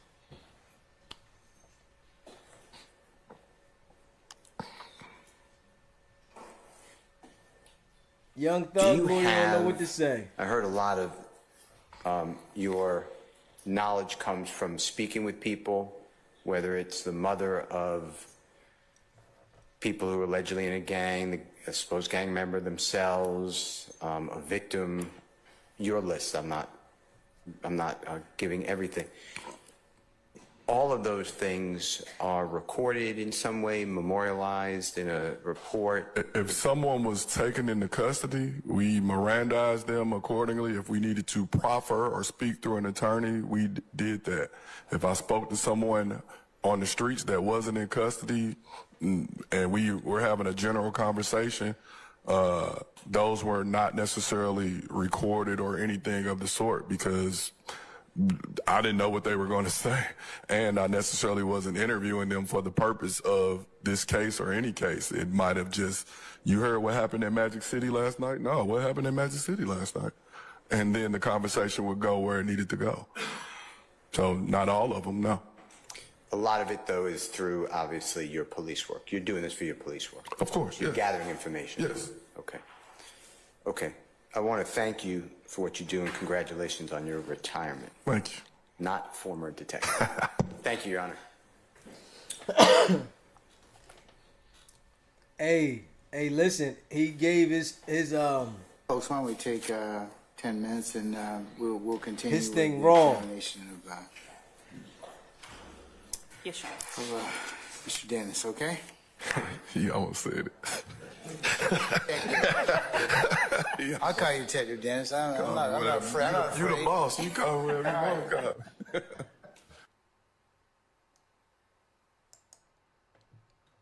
in this situation here, Thug's lawyer is trying to paint the picture that Thug was a part of the gang, but he had no knowledge of the crimes that was being committed.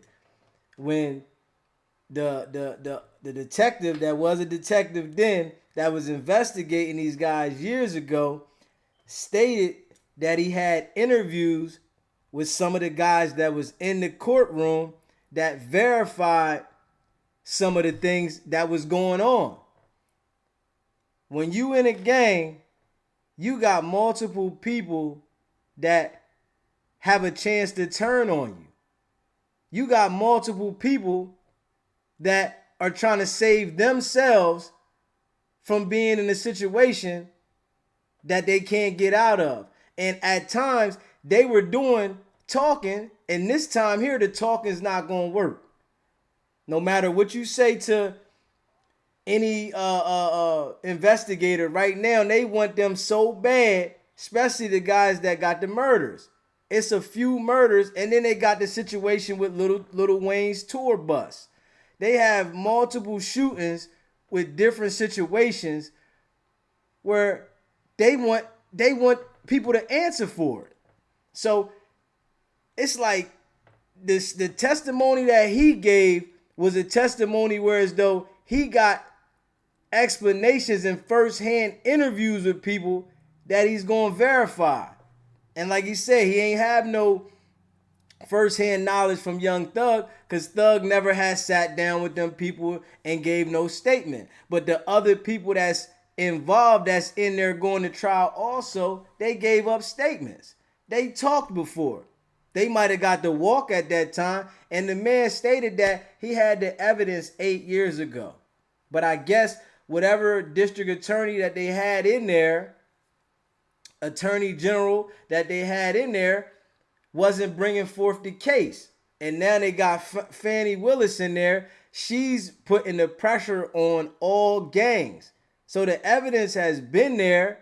It's just now that the shootings came close to where the police got shot. I don't know if y'all heard about the police officer getting shot, but the police got shot. So now they taking it to another level. They like, hold on. Then he tried to get YF and Lucci killed in the jail. So with those situations there, it done went to another level. They'll let you run the streets for a while out there. But once you start committing that violence, whereas though you shooting and killing people, that's when they gonna crack down hard.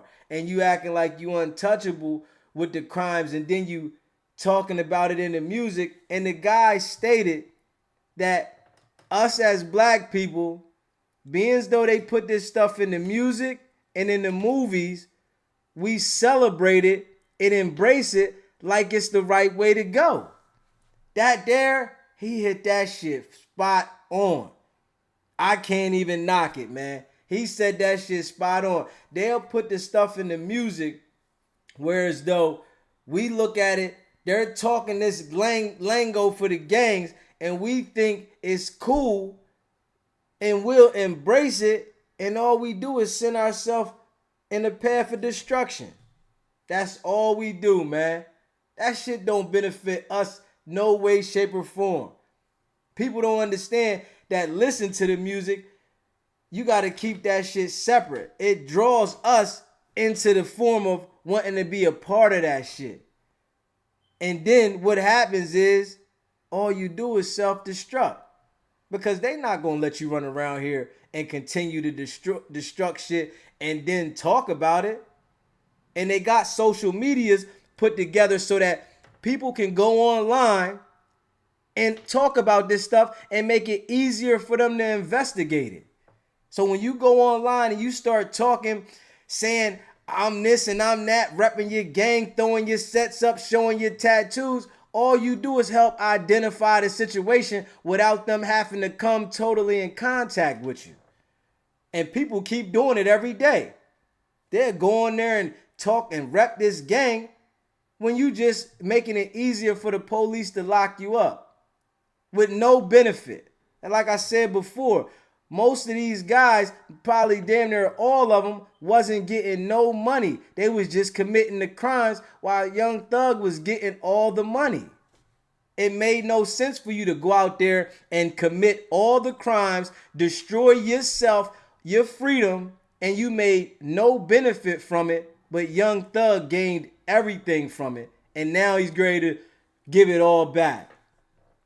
The sense of it makes no damn sense, man. But this is what we look up to. Black people look up to straight violence, thinking that that's controlling something. It don't control nothing. All it do is destroy everything you want to work for, everything you obtain, everything you looking forward to getting. You don't gain anything from it.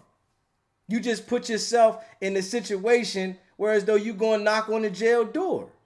That's the only thing you doing. And now, every day when they get up there and they got to sit in those courtrooms and listen to these different people testify and specify things that they know and that they said that they had for years, man, that shit hit the gut, man. That shit right there, that shit make them, when they go back to the jail, it's like, damn, what was I thinking? But what it is it's the drugs, man. The drugs and the alcohol that people be smoking and drinking, that shit have you thinking you on the right wave, when all you on is the wave to kill yourself. You gonna kill yourself alive. To sit in jail for the rest of your life when you already made it through the storm, and then you go ahead and put yourself back in the storm, that's stupid, man. That's straight stupidity, man. Ain't nothing smart about it, man. And when you sit there and think about it, you can't feel sorry for a nigga that had everything and put himself back in the fire. It's not like you was trying to get out of it and you had to hustle and do what you had to do to survive. You was trying to gain a power that you can't really achieve. You can't achieve no fucking power by going out there shooting this person, robbing this person to lay territory down for some shit that you will never own. You can't take the streets to the grave with you. You can't take the front of that corner store to the grave with you. You can't take the housing projects. And I'm listening to the guy talk, right?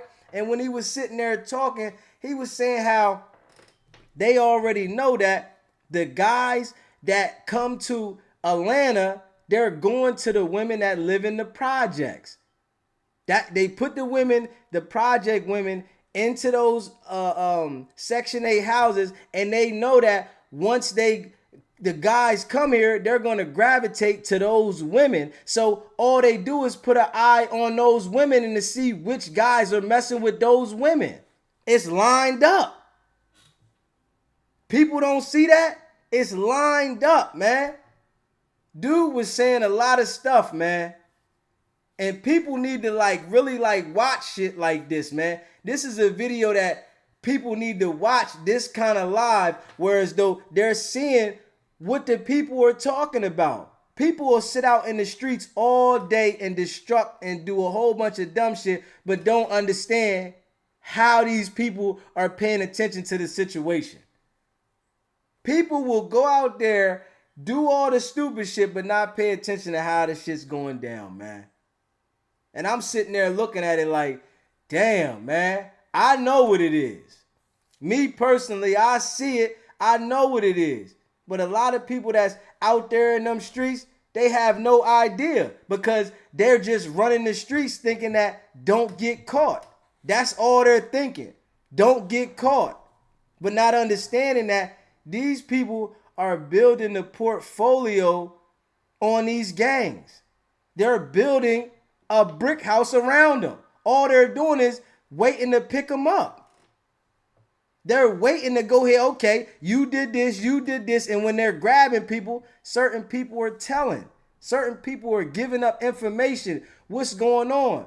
You know damn well they know the details in and out why Peanut was killed. Straight from Young Thug. Why YF and Lucci's mom was shot. Why they shot at YF and Lucci's dad. I mean, Rich Homie Quan's dad. They understand all this because they're grabbing people up on the street and the people on the street are identifying it.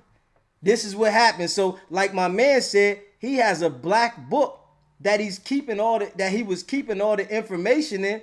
It's other people that's well documenting this stuff.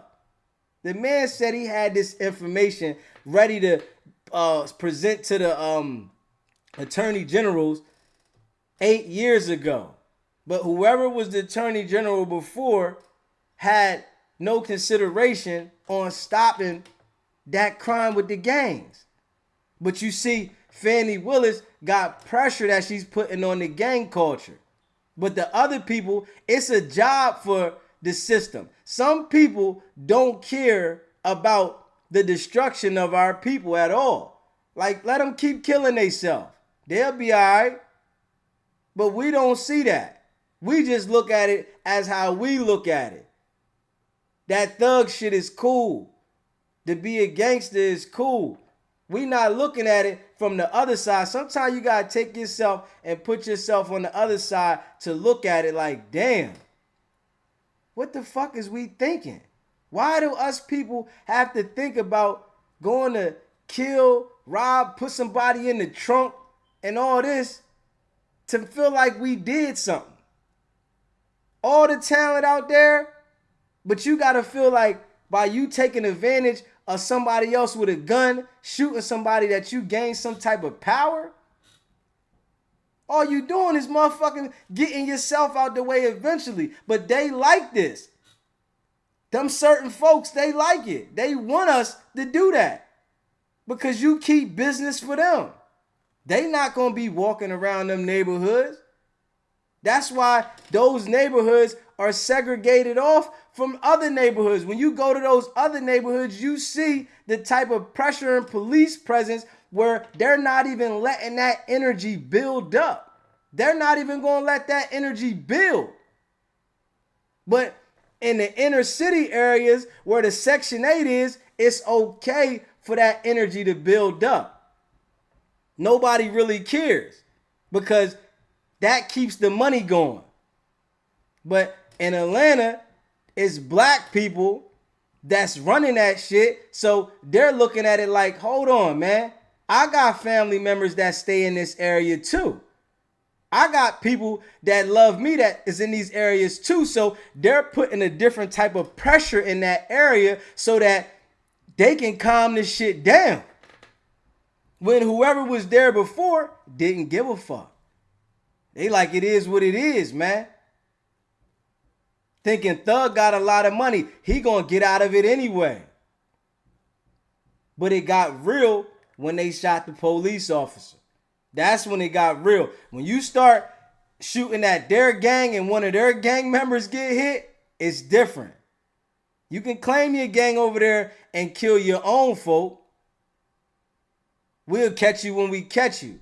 But they stopped and put the pressure down when the police got killed, man. Or when he got shot, excuse me. You know what I'm saying? But we don't see this, man. We keep doing the same thing, man. We glorify the celebrities, man. And the people that put the celebrities on, they know what it is. They tell them to keep promoting that. Keep promoting that energy. Promote the energy to the people that won't see past go. That won't ever accomplish anything. If you keep promoting that energy to them, we're going to be able to sell our merchandise. And the merchandise is the movies, is the music. That's what they got. That's a big business. It's billions of people in the world. So if they can sell the music and the movies to create an image that's going to help people self-destruct, it's going to keep people intrigued to see it. It's going to keep people looking for it. But this ain't what we paying attention to, man. Yeah, I'm checking this. I'm checking this out today, cause I'm like, wow, man. And to listen to my man, how he's breaking it down, how he broke it down from the movie Boys in the Hood, Colors, Juice. How he broke these movies down. How the movies is what's presenting the gang culture to us. And the music. But he said when he was younger and he went to see the movie Boys in the Hood, when they got retaliation at the end for them killing Ricky, everybody stood up and clapped. And he didn't understand that that's what was making them feel that vibe for the gang culture, saying that if somebody does something to you, you need to go back and kill them. And all it does is keep the cycle going. So while Thug and YFN and them was going back and forth, they was saying it was shootings every day. YFN was on there saying how they sent somebody around and they was hiding behind the car shooting up the house. This is what's going on, man. This is the level that they got us looking at, man. Bottom. You can't get no money. You can't beef and get no money. You not gonna last. Thug should have knew that. But it be that lean, the pills, the weed, all that there is what keep niggas slow, man. You think you gonna go out here and terrorize and they gonna allow you to keep doing what you doing and make money and knowing these people don't have as much money as you. Come on, man. And Thug's lawyer he really don't have too much to say, because my man, the expert, I don't know how the other expert was, but with this one here, everything he was saying was spot on. It's like he's saying details and Thug's lawyer couldn't even really come back. But then at the same time, the judge is objecting certain things that he feel that he should address. And that's the one thing about when you got the prosecutor and the judge. The prosecutor and the judge is objecting a lot of things. The judge is going to do that. When the prosecution say objection to something, the judge is quick to say overruled, or not overruled, sustained. So when they object something and the judge rides with them, he's saying sustain. And in that situation, he only overruled like once to let him finish something that he was trying to get out. But then he was like, nah, you already asked that question. You already asked that question. So it's like I didn't have an understanding. Well, they asked about the guy Bennett, and he said, well, you already asked about that, and you don't have to detail it. So it's like when you on that side, man, it's like your life and your back is against the wall. You get an eternal feeling. When he goes back to the cell tonight, every night, that shit had you sick. You got to go back to the cell with your life on the line, knowing that you could have just let this shit go years ago. You can't, it's no way you're going to gain grounds and territory in the gang culture and not get destroyed. Somebody's going to kill you, or they're going to take you off the street. Because the deeper you get, the harder you're going to go. The deeper you get in the gang culture, the harder you're going to go to prove your point. You're not going to say, I'm going to be a part-time gangster. They not part-time gangsters. They full-time gangsters. So when you full-time, you waking up every day living this type of life, you can't say, I'm going to take a break. This has become the norm to you. This is the norm to you, to get up every day and commit crimes as in though violence. You got to let people know that this is my territory. I run this. You trying to gain ground here, gain ground there, and all you doing is asking for yourself, let me in the door. Is there any bed space available for me? They gonna make space for you, man. They not gonna allow you to run the streets and just destroy, man. It's only gonna go for so long. I wish we would understand that, man. But it's like we ain't gonna never understand it. It's the same thing over and over. And now, these people ain't even getting no paper. It's like they're not even getting no money doing this stuff. It's just straight stupidity. All the other guys got public defenders. Thug's the only one with the paid lawyer. They all got public defenders, man. What benefit is that? How do you benefit by you going out here doing a whole bunch of stupid stuff and you can't even afford a lawyer? Where's the benefit in that? So what did you do it all for? You can go work a regular job. You might as well go work a regular job, and then you'll be able to at least put your mind to do something different. But when they on them drugs, a regular job don't seem right. It's like they out there committing these crimes to support drug habits. They like crackheads, man. That's what it is. The new weed is crack. They like crackheads. Taking these pills, smoking that weed that ain't weed, and they taking syrup and all that shit. They addicts, man. They addicts and don't even know it. But then look at the people that's out there, that's the real junkies that they see down and out like they junkies. You right next to them and don't even see it. You standing right next to them people and don't even see it, man. And it's like fucked up that we don't even see it, and it's not going to change, man. People are going to continue to put themselves in a situation where they're going to self-destruct.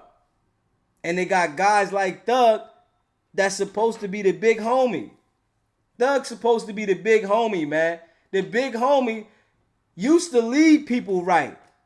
Now the big homie wants you to be the motherfucking peons that self-destruct.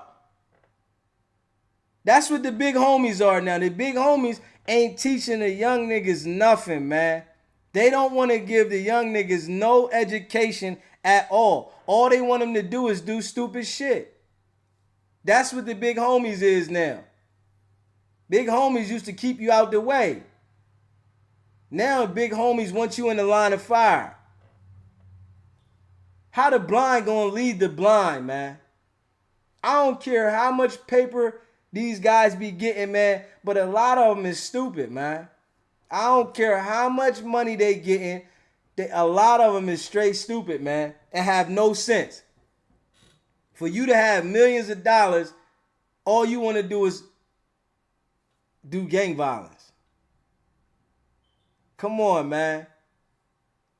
All that shit, all that work you put in the studio for the people to come take you up the street. Come on, man. I hope that people are watching it, man. Whereas though some of these youngins can understand that if you got a talent, you ain't got to motherfucking kill yourself to put it out there. Like, come on, man. And that's what we think that people want to see. Kill yourself to put the talent out there. Self-destruct to put the talent out there. Ain't no coming back from that shit when it get like this, man. It's like I said before, the only way I see Thug getting through this and beating it is on the appeal. There's no way when you televise this kind of shit that he's not going to get found guilty. This shit, when you televise something like this, whereas though you got multiple people identifying you as the head honcho, the shot caller, it's not like in a situation where OJ went to trial and people had speculations. It's not like that. It's this right here. You got people identifying you saying that you wanted to put the hits out. I'm like, man, I never understood why people want to be a part of other people. When you become trying to be a part of other people, those are going to be the people that take you down. The gang is going to take you down. That representation of that name, that YSL, those are going to be the people that take you down. Ain't no way you can get by it. You got multiple people that took the plea deal to get out of jail. They like, man, I'm not sitting in here. And we can say who's not going to come testify. But once you identified it as a gang, which Gunna did, said, yo, this is a gang. Gunna identified YSL for being a gang, right? And then you got the expert gang witnesses identifying what was going on between the gangs. This guy sat up there and identified how this all started. It all started because of music and money. It all started because of music and money. That's why these guys was beefing. YFN was beefing with Thug. It started because music and money. And they stated that Big Nut, the one that got killed, he understood that he could create his own lane and put his money behind the artists and get a percentage off the artists. Once he discovered that, Thug got upset. I guarantee you, Thug was the initiator behind this because he got upset that these niggas wanted to create their own lane. And that's how some dudes are, man. They get jealous that somebody wants to create their own lane when you already got it together. Just keep doing your thing. You don't want nobody else, and that's black people. You don't want nobody else to have their own lane. They got to be running through your lane. They got to come through you. No, let a nigga have his lane, you have your lane.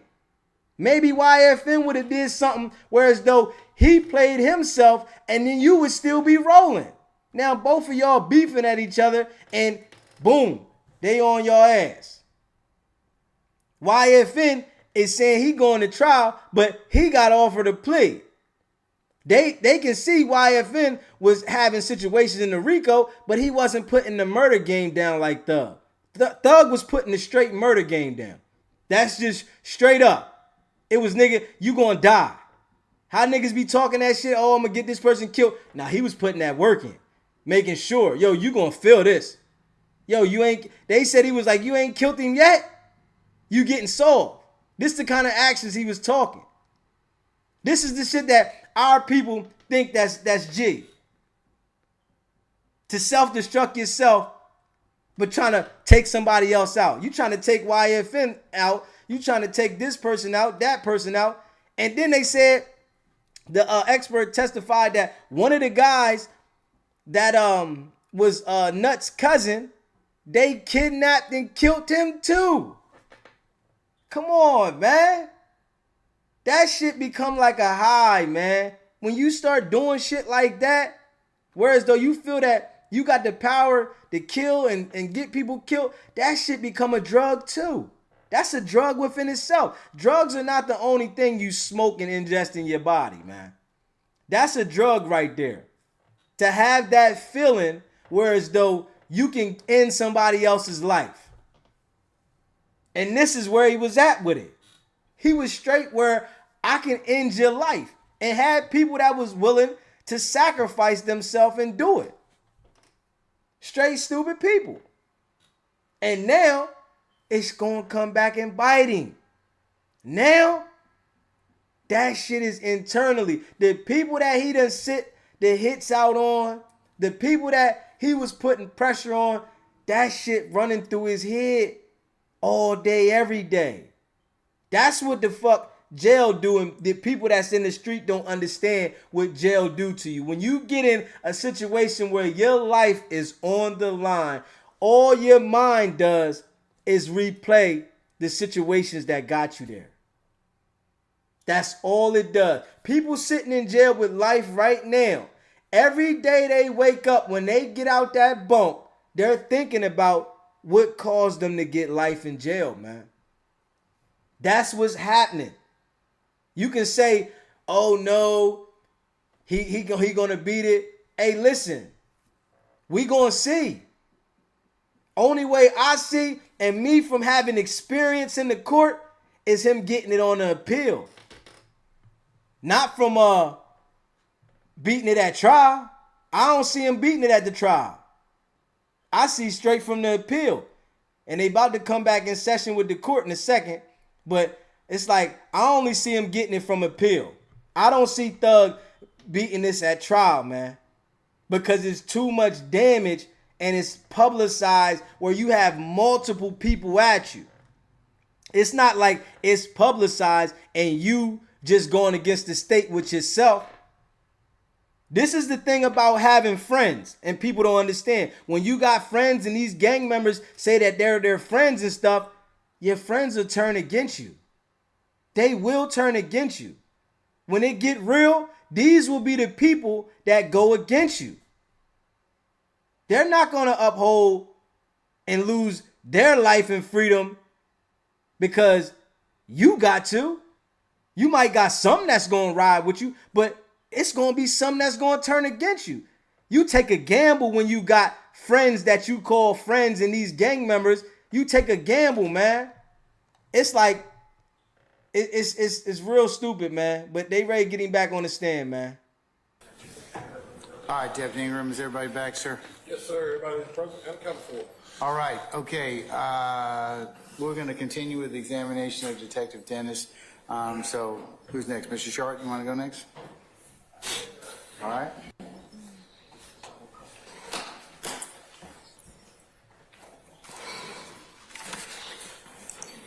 Ms. Weaver, you ready for it?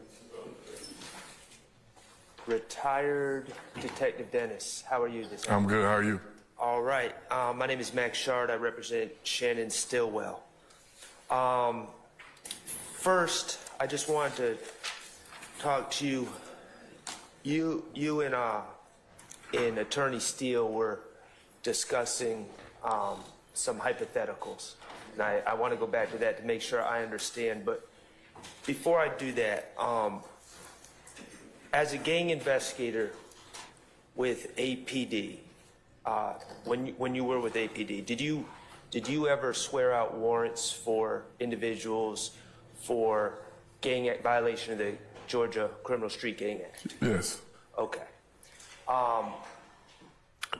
As part of your job with APD, and I guess your expertise, or what they're putting forward as your expertise here today, is part of that to determine if a criminal act is gang related?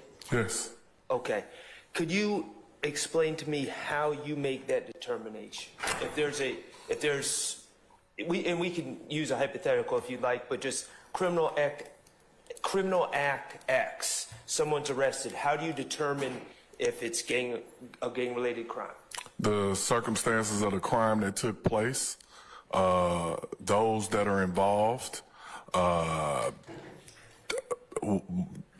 it's a number of things, factors that could come in. For us, a location in itself and who's the victim, that's the start. For myself, all I pretty much need is a police report. And with that police report, I'm going to read the narrative of what exactly happened. Usually we operated off a patrol officer or a general investigator's work. And so from that, I would then, who's the victim? What are they involved in? Things of that nature. Okay. It was, let's say, a random shooting. Okay. Most shootings aren't just random. Most shootings have a nexus of some sort for the reasoning of that shooting. And it's my job to try to dig into that or why that occurred. Okay. All right. I believe that you testified on direct about the factors to consider for identifying if someone is associated with criminal street gang. Yes. All right, and there's like 6 factors, right? Yes. 6. But, okay.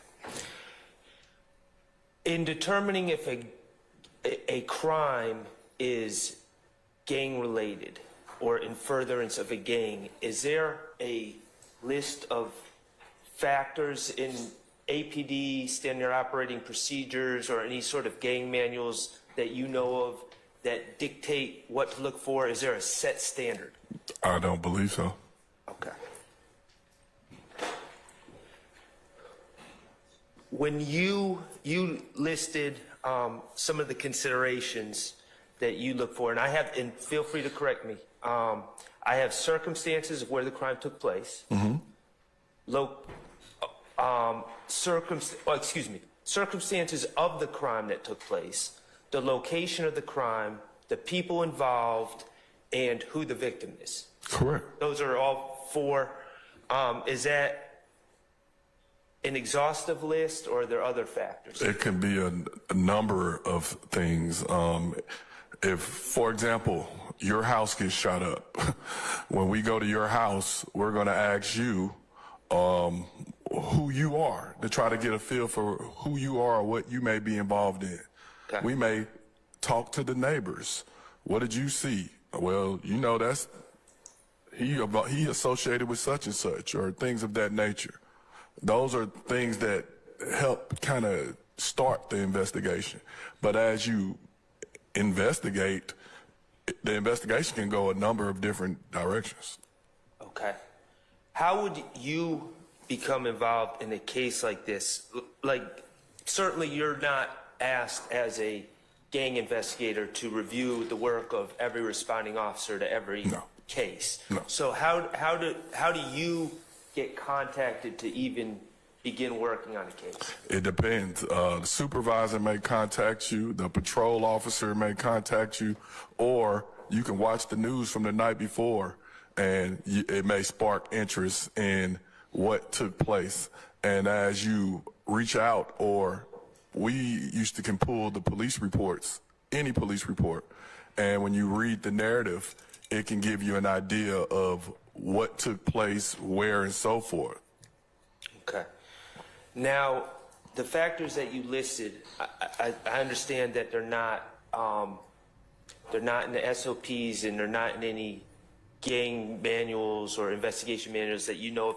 Did you get those factors from somewhere else, or are those the factors that you came up with based on your own experience? That's based on my own experience. For myself, I've been contacted over it could be the simplest thing. For a patrol officer, they may just think it's just another shooting, right?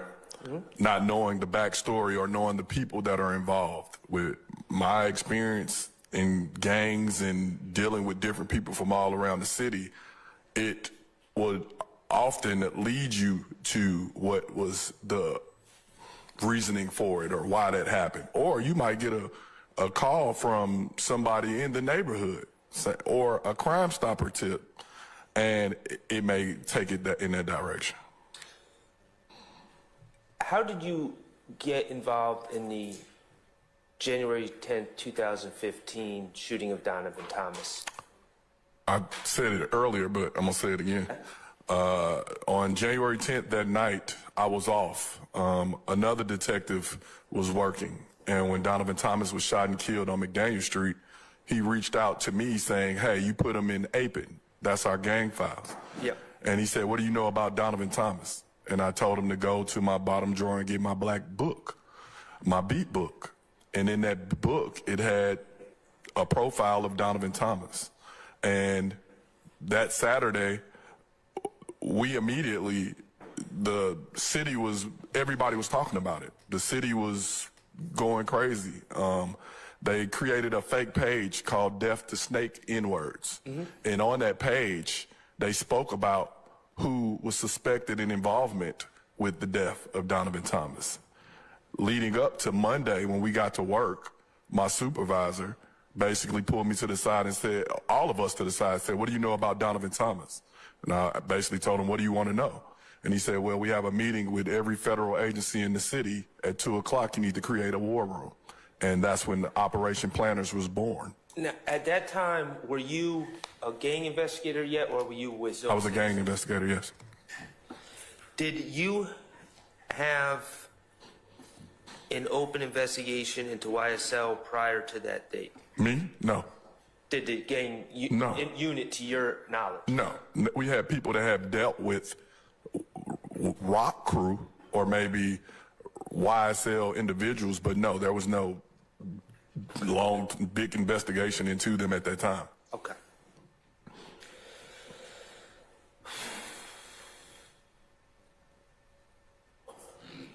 Now,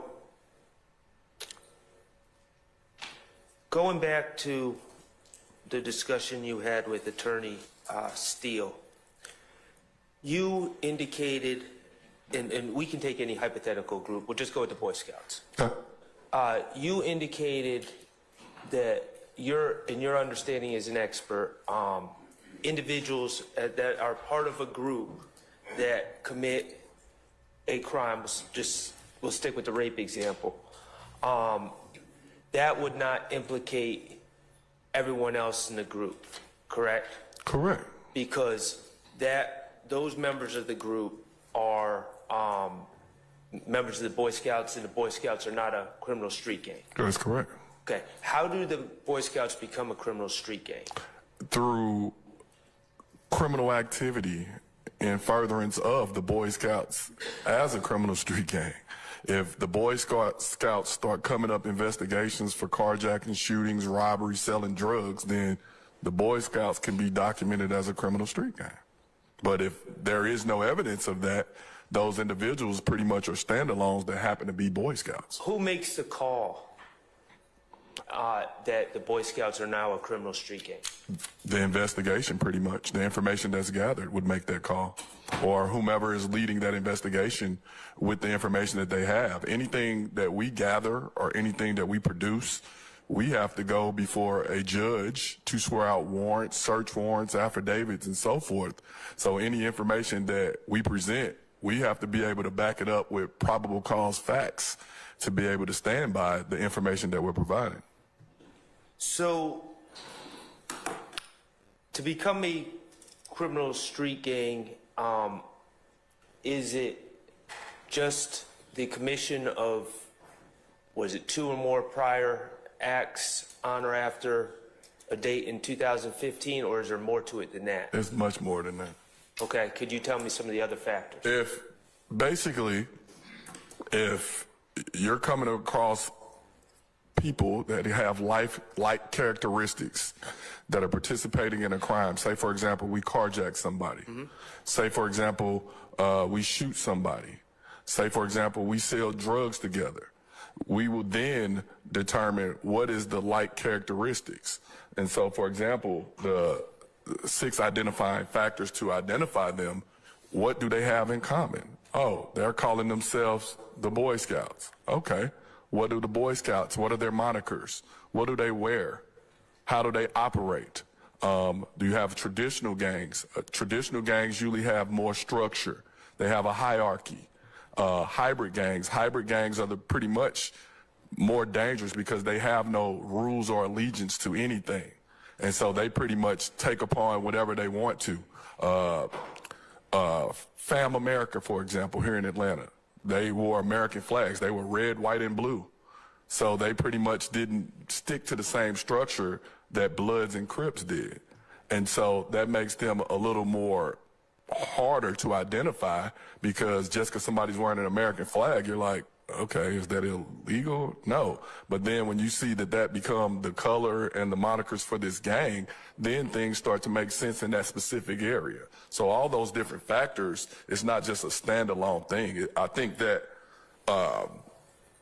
some people think as a gang detective, we just gang. And that's a kind of insult to what we do, because a lot of work truly goes into what we do. Listening to people, reading social media, jail calls, interviews, all these different things are, I think Mr. Steele asked something earlier. I don't even know how many man hours went into this investigation and how many interviews I've sat through with different individuals about this case to help garner the opinions and different warrants and different things that we had to do throughout this investigation. Okay, so you talked about one of the sources of your information in these gang investigations is interviews of different people. Yeah. And in this case, you know, in the discovery, there's taped interviews of certain alleged members and other witnesses. You would Yes. agree? Okay. Yes. What I want to know, and you know who KC is, correct? I do. Okay. Are there any interviews that took place with KC? You said that sometimes when you meet people in the community, it's not under a typical Miranda situation, it's not recorded. Were there any other interviews with KC that you took part in as part of this investigation that were not in the typical Miranda situation? Basically what you're asking is Your Honor, all. I'm going to object to this relevance to this hearing. Source of his information to lay a foundation for his opinions as an expert. I think he's already covered this already, so it may be asked and answered already. So why don't you move on to something? I said it's already been. I said it may be asked and answered. So it may have. So I'm gonna. I haven't heard an answer to that question, respectfully, Your Honor. I'm gonna sustain it as being asked and answered. Why don't you move on to something else? Okay.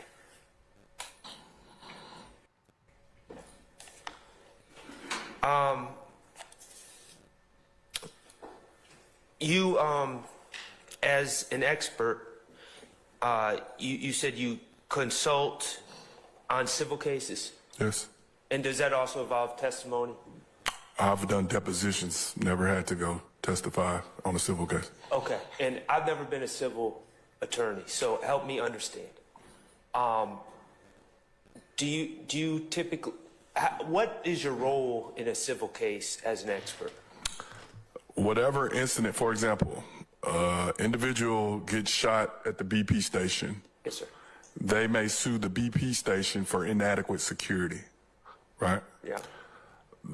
Whether it's the plaintiff or the defense, they may hire me to explain either A, the location, is it a gang drug location, or B, is the victim or person involved a gang member and their lifestyle led to them being shot. And so I come in to explain that. I see. So, and I'm not saying, I'm not trying to insinuate that you're a hired gun. I'm just, that's not what I'm trying to That's insinuate. what you're saying. No, that's not what I'm saying. What I'm asking is, if you are hired by the defense, typically the purpose is to say that it wasn't the location, it was possibly the... If I'm hired by the defense, I had a case where they didn't know who their client was. Yep. And when they hired me, he had scrubbed his social media, all these different things, so that they can believe that he was not a gang member.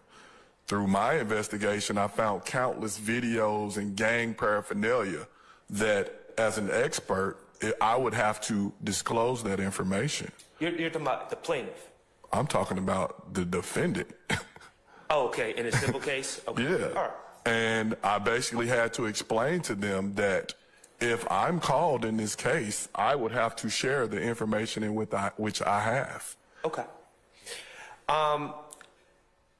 And you were hired in your document that you shared that I think is States Exhibit 2, Little Wayne civil case, is the party that hired you, is that Jeffrey Gerwitz? Yes. And he's the plaintiff, and he's not the plaintiff, he represents the plaintiff, which is the bus driver. Okay, the bus driver of the tour bus. Correct.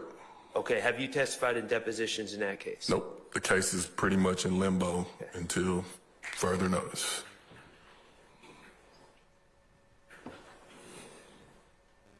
When you are hired on civil cases, is it on a hourly fee, or how does that work? A retainer? Okay. Just a set fee for the entire case? It depends on the amount of work I have to do. The starting retainer, it's just like you guys.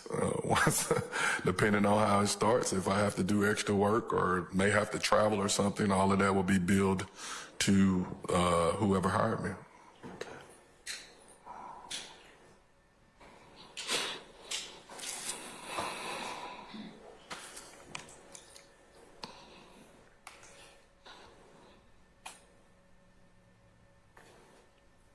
Regarding my client in particular, I know that Mr. Stillwell, I know that you indicated on, I think it was Cross, that you had spoken to him in a custodial setting before regarding the murder of Tierra Jones. Yes, he was a victim in that case. Right.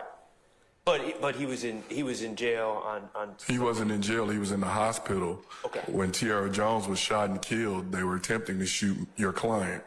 And when the vehicle flipped over, I think he had a fractured rib. And we interviewed him as well as his baby mother, Shakoya Duncan, at the hospital.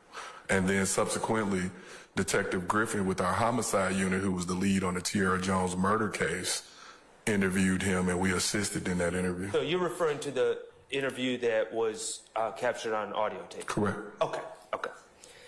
Other than that interview at the hospital captured on audio tape, did you have any conversations in the community with Mr. Stillwell? I think myself, and Marissa Viverito talked to him at his grandma's house once, other than that. Do you know when that occurred? 18, 19 maybe. And I spoke to him on the night of the Lil Wayne bus shooting at Club Compound. In the vehicle was Lil Tick, Demikion Garlington, and your client. Okay. Was that interaction captured on body cam to your? I don't think we even had body cameras then. Okay. Was that recorded in any way? Nope. It wasn't even really all it was I was pulling traffic. Yep. And being aware. The thing about this case is people think when you work a club that you don't have a regular assignment. And we were 4.5 months into this investigation, and all the YSL members start showing up at the club that night, including the individuals in that vehicle. And anytime I deal with people that I deal with at work, I call them by their government name. I don't call them by their nickname in an effort to let you know, I know you. I want you to go away. I want you to go be free. But I want you to understand that I know you, and if you do something, I'm able to identify you. And so when they pulled up, Mr. Garlington, how are you? How you doing, Mr. Stillwell? And they looked, and Mr. Tick basically said, how the hell 12 know y'all? And then they went and parked. Were you involved as an expert or as an investigator in the Cobb County investigation? I sure was.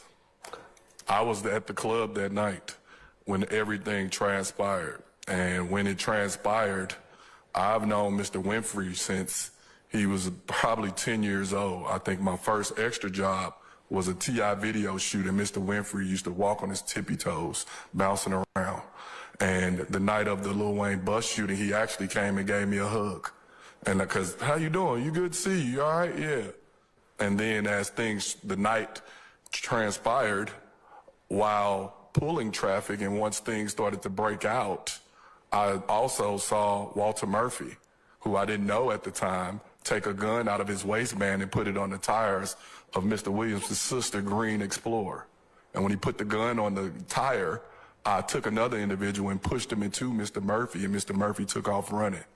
Mr. Williams' sister basically said, why the hell is the police pointing the gun at me? And I showed her the gun that was in my possession. And then everyone started scattering. I then saw Quindarius Zachary, or Sick D, and I said, Mr. Zachary, you might want to go home. And he said, you don't know me. I said, the last 4 of your social is this, your date of birth is this, your mother is this. Do you want me to keep going? He said, I'm gone. Then as we started pulling traffic, another officer told me to stop traffic, so the white Camaro stopped the white Camaro. I wasn't jumping in front of a car. He hit the gas. As the car took off, we started getting reports from the security inside the club that stayed behind that the bus is being shot on 285. We were concerned with the 2 officers that escorted the bus on motorcycles. As we began to call them, they pulled back up at the location. At the time that you got out of the way, I guess, or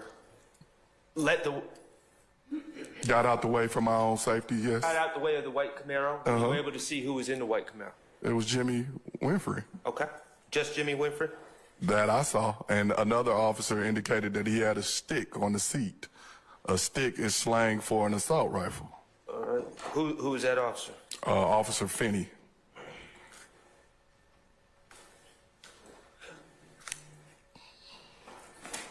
All right. And I understand that you were a fact witness in that case. I guess my question is, were you also involved in the Cobb County charging decisions in that case? I was not. Cobb County, we knew that Cobb County didn't know what was going on. Once again, it goes back to if we didn't get involved in this case, Cobb County thinks it's just a bus being shot up, not knowing that the players involved are involved in this other investigation that's going on. What happened is, after we got off, the next morning I watched TMZ like everybody else, and they said a white Corvette pulled up on the side of the bus and shot up the bus. And I said, wait a minute, a Corvette and a Camaro looks very similar. What Mr. Winfrey didn't know is I have an undercover page. I basically follow him on my page. I went and looked on his page, and he just got a brand new Z28 Camaro. I screenshotted it. I reached out to the Zone 2 commander and said, who's working the bus shooting? Because I thought it was on us. He said, well, it's on Cobb County. Put me in touch with the detective, Detective Racy. And that's how the relationship was formed. Okay, but so once that relationship was formed, Did you work alongside Detective Racine? Oh, most definitely. It's Racine, right? Racy. Racine. Okay. I know how it's spelled. I just don't know how it's spelled. Racine is in Wisconsin. All right. So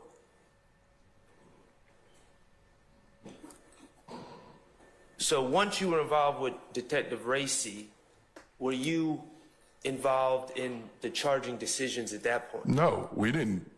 There are different jurisdictions.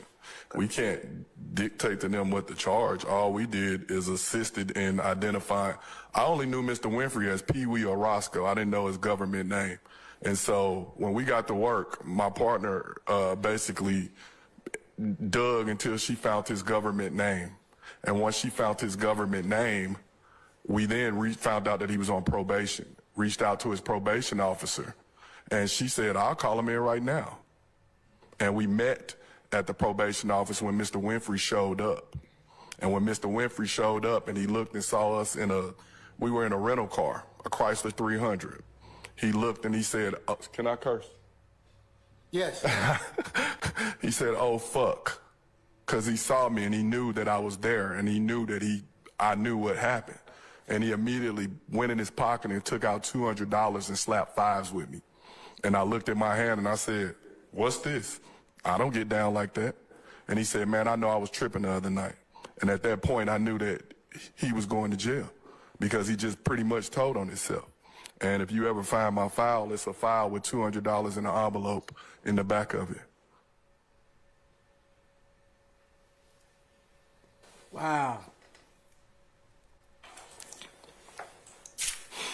Wow.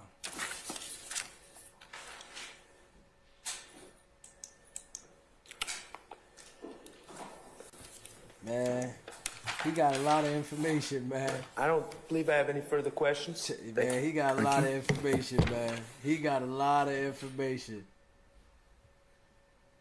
Mr. Said Harvey, the board anything, tried to sir? pay him off $200. Mr. Matthews? He put it in the Any file. any other cues? All right, Ms. Hingerty, go right ahead, ma'am.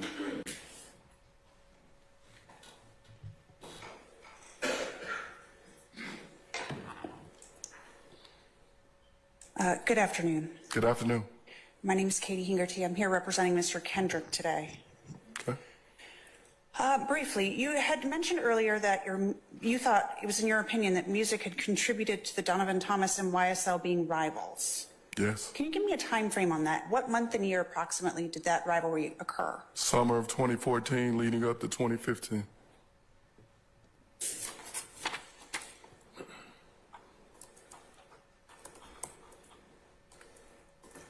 And also, you've referenced your partner a number of times, and I got that it was a woman. Can you say for the record who your partner was? Lakia Gaither?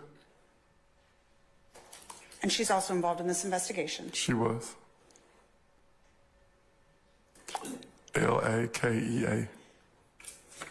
Those were my only Gaither, questions. Gaither. Thank you. Thank you. Yeah, she ain't got too much to say. Anybody else? Okay.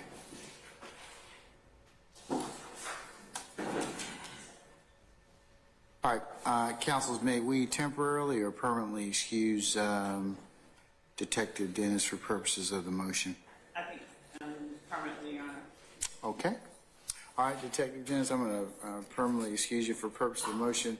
Please don't discuss your testimony with anybody except the attorneys in this case, and we'll contact you The when whole we world need you, seen okay? it. All right, thank You you. don't have to Thank you, discuss sir. it. The whole world seen the testimony.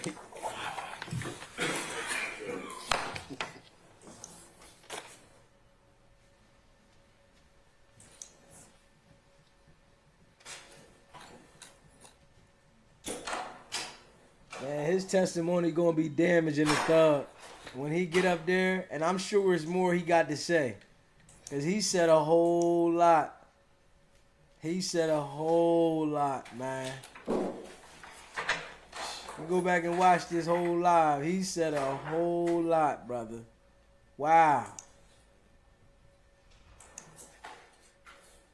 He witnessed the guys that shot up Lil Wayne's tour bus right before they shot the bus up.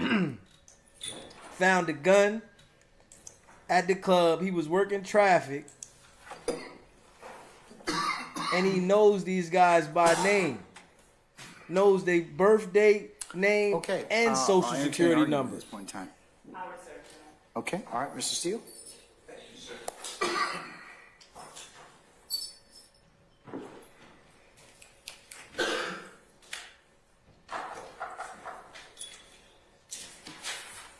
Chief Judge Glanville, I would like you not to qualify retired Detective Dennis as an expert in this case for two reasons. When I asked him his basis of information, he said it all comes through his work and working towards understanding gangs and putting together his book of knowledge. That's not what he said. He called it Black Book, I think. Beat Book. Thank you. Thank you. And then speaking with people that were under arrest, alleged victims of crime, co-workers, and the like, people in the community and the like. And all of that, Your Honor, would be testimonial statements that he is using to form his opinion, and we don't have who are these people. That's what I know I've asked for, so I could understand who these people are to determine the believability and have a cross-examination that's meaningful. So under Williams, W-I-L-L-I-A-M-S versus Illinois, it's 567 U.S. 50, 2012, as well as Bull Cumming, B-U-L-L-C-O-M-I-N-G versus New Mexico, it's 564 U.S. 647, that's 2011. It's not constitutional to permit an expert witness to discuss others' testimonial statements if the testimonial statements were not themselves admitted into evidence, properly admitted to evidence. So if this Honorable Court does recognize retired Detective Dennis, and without the foundation, I don't know who these people are. I do know some of them. He said KC. He mentioned him. He mentioned Mr. Stillwell. He mentioned Mr. Kendrick. He mentioned Mr. DG. He used the name, but the court may remember. If you need the name, I can tell you. But we need those people to testify so that the testimonial statements are in evidence, and then possibly he can talk about it. But otherwise, I can't judge reliability, and I can't cross-examine effectively.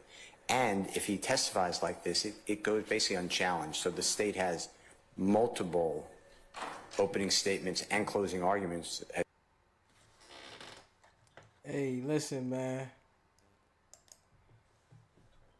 The guy did a lot of testifying, and he gave details of certain events. Those are my reasons. Those are my two reasons. The third reason is going to be what I asked yesterday. Your Honor, at some point, this has to be, I don't know if it has to be, but if this Honorable Court would please look at this under 403 as well, there has to be some sort of prosecutorial need. How many experts, quote unquote, do they need on the same topic? Everyone is being qualified in the same investigation,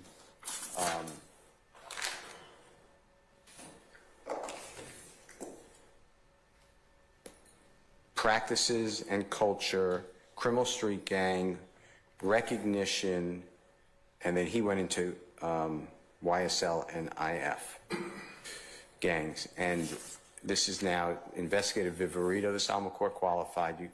Honorable Court qualified Detective Belknap, and now this is Detective Dennis. And I think at some point the scale has got to be overweighted.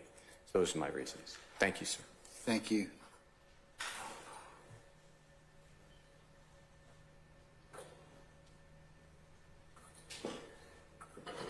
All right, Mr. Short. Your Honor, on behalf of Mr. Stillwell, I echo the sentiments of Mr. Steele on the Confrontation Clause issues as well as the 403 issues. Additionally, Your Honor, I would add for the record, and I'm aware of Your Honor's ruling on the prior expert, and I heard what Your Honor said about the prior expert, but for the purposes of the record, at least if nothing else, I would also argue that we just haven't been given any clear methodology for any of this. It's you know, for the other expert, it was totality of the circumstances. For this, for investigator or retired investigator Dennis, it was kind of, I look at police reports and then just my experience leads me to the answer.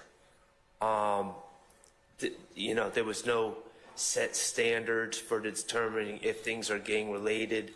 And, you know, it's just kind of like, I know it when I see it. I think he testified about that. I think he's testifying about not only his experience over the course of at least 15 years, as well as the six factors and other things that there's a multitude of things that he's testified to. Well, the 6 factors go to identification if an individual is a member of a gang. But, Your Honor, one of the big issues in this case, and I believe that the state is going to put Investigator Dennis forward to speak to the jurors about this, is whether individual overt acts are in fact gang related or in furtherance of the gang.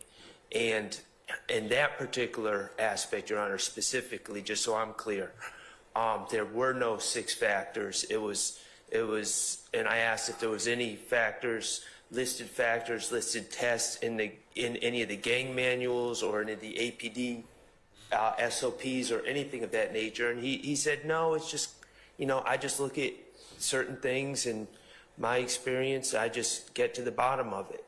And then you combine that methodology with the sources, which are unknown to any of us, are apparently in some beat book that is who knows where at this point, and it just becomes very problematic and impossible to cross-examine. So, Your Honor, I would ask that you would consider all, as a gatekeeper, consider all those arguments as well as what Attorney Steele originally argued as well. Thank you. All right, thank you, sir. All right. Ms. Hangerty, anything, madam? No, Your Honor, we join in. Okay, Mr. Harvey? Judge, I assume that I'm joining with everybody's argument. Yes, you are. But if you have anything distinguishing or not non-repetitive, that'd be wonderful. Thank you. Okay. All right. Anybody else? Okay. All right. Madam. Thank you, Your Honor.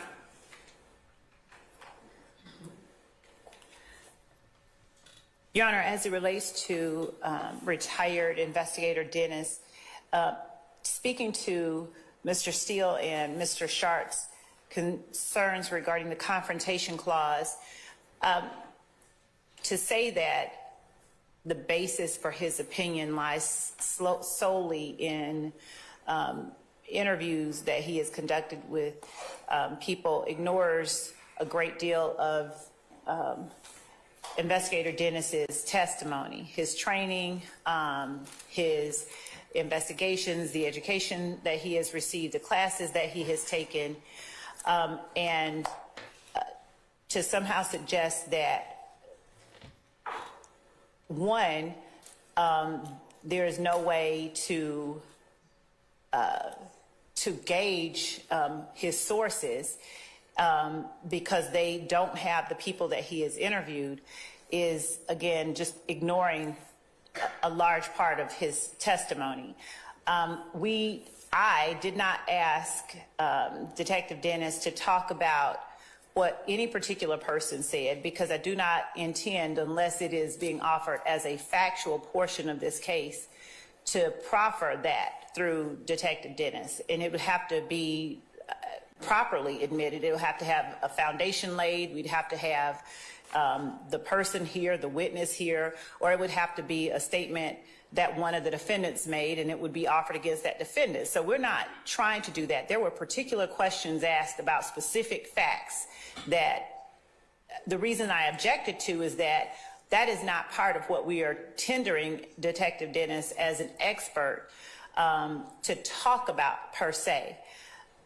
If there are factual matters, and in fact, Detective Dennis was an integral part of many of the events involved that are listed on this indictment, there is a very, very clear demarcation point with respect to Detective Dennis between factual testimony and expert testimony.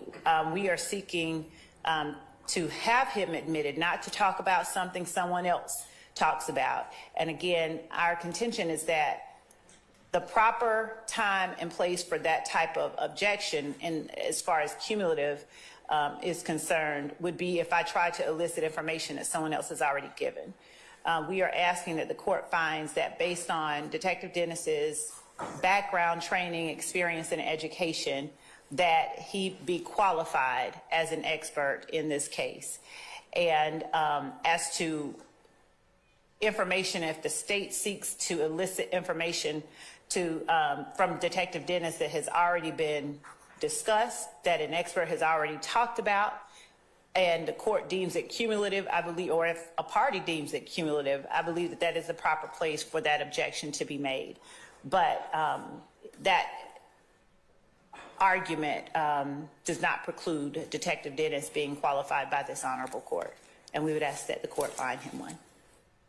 All right. Can I see,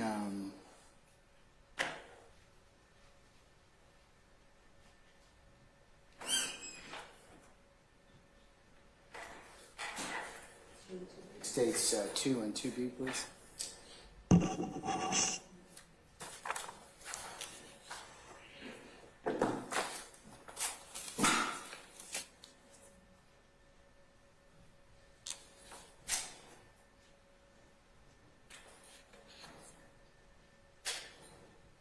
The man gave a mouthful, man. He told a whole bunch, man. So, by the judge reviewing this, Thug's lawyer, the other guy's lawyers, they didn't really have too much to come at him on his points that he was making. He was making some strong points. And they don't want him to elaborate on the things that he elaborated on. But I really doubt that the judge says he's not going to allow him to be a witness. You know, we're going to see, though. We're going to see what the judge rules. But for him to specify the things he specified, and him having firsthand knowledge and having interviewed 2 of the guys that's on trial, and had experience in that area, and also being at the club the night Young Thug's tour bus got shot up. We shall see. Man, this is definitely looking messy, but we shall see, and I'm going to talk about it some more after he rules, but we shall see.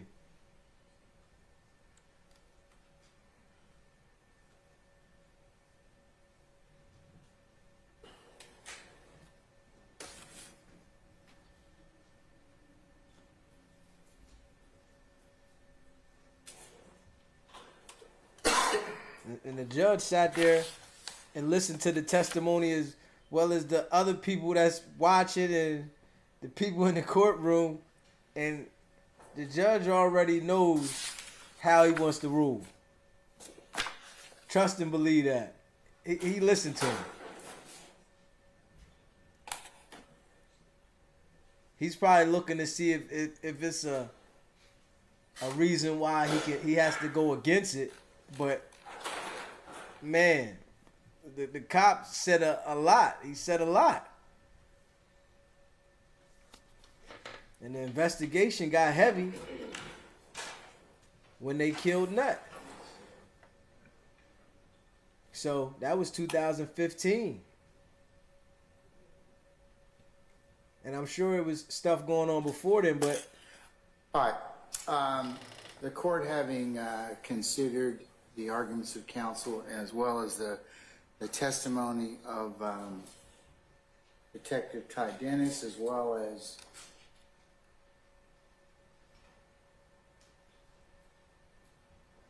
States 2, which is his CV, and States 2B, which is a continuation of his CV, which specifically breaks out his gang training and the cases that he's been involved in, to include civil matters that he's been involved in as well as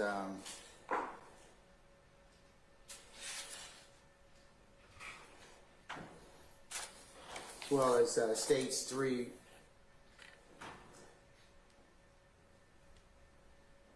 which was admitted yesterday to the court. We'll take notice of that.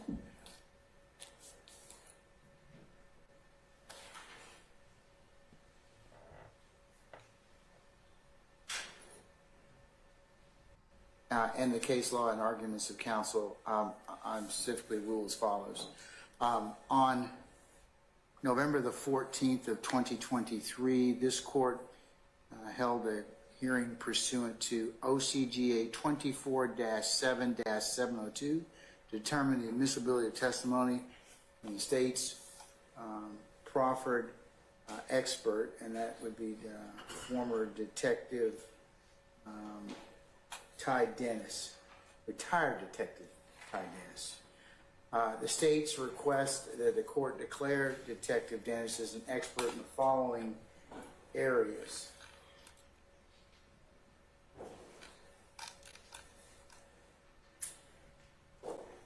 the field of criminal street gang recognition, culture, practices, investigation, identification, as well as specifically the Englewood family criminal street gang and the Young Slime Life criminal street gang.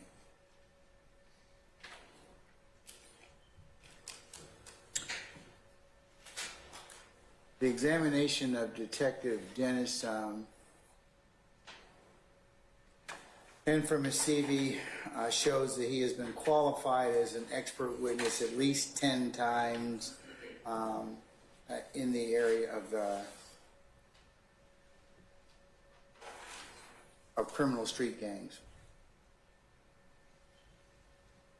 Having heard evidence, testimony, and argument from all parties, which this court will apply to all the named defendants specifically in this case, I'm going to find that this evidence is admissible pursuant to OCGA 24-7-702B. We have had our evidence code our new evidence code since July 1st of 2020, and it applies the tenets as set forth in Daubert versus Merrill Dow Pharmaceuticals at 509 U.S. 579-1993 to criminal cases.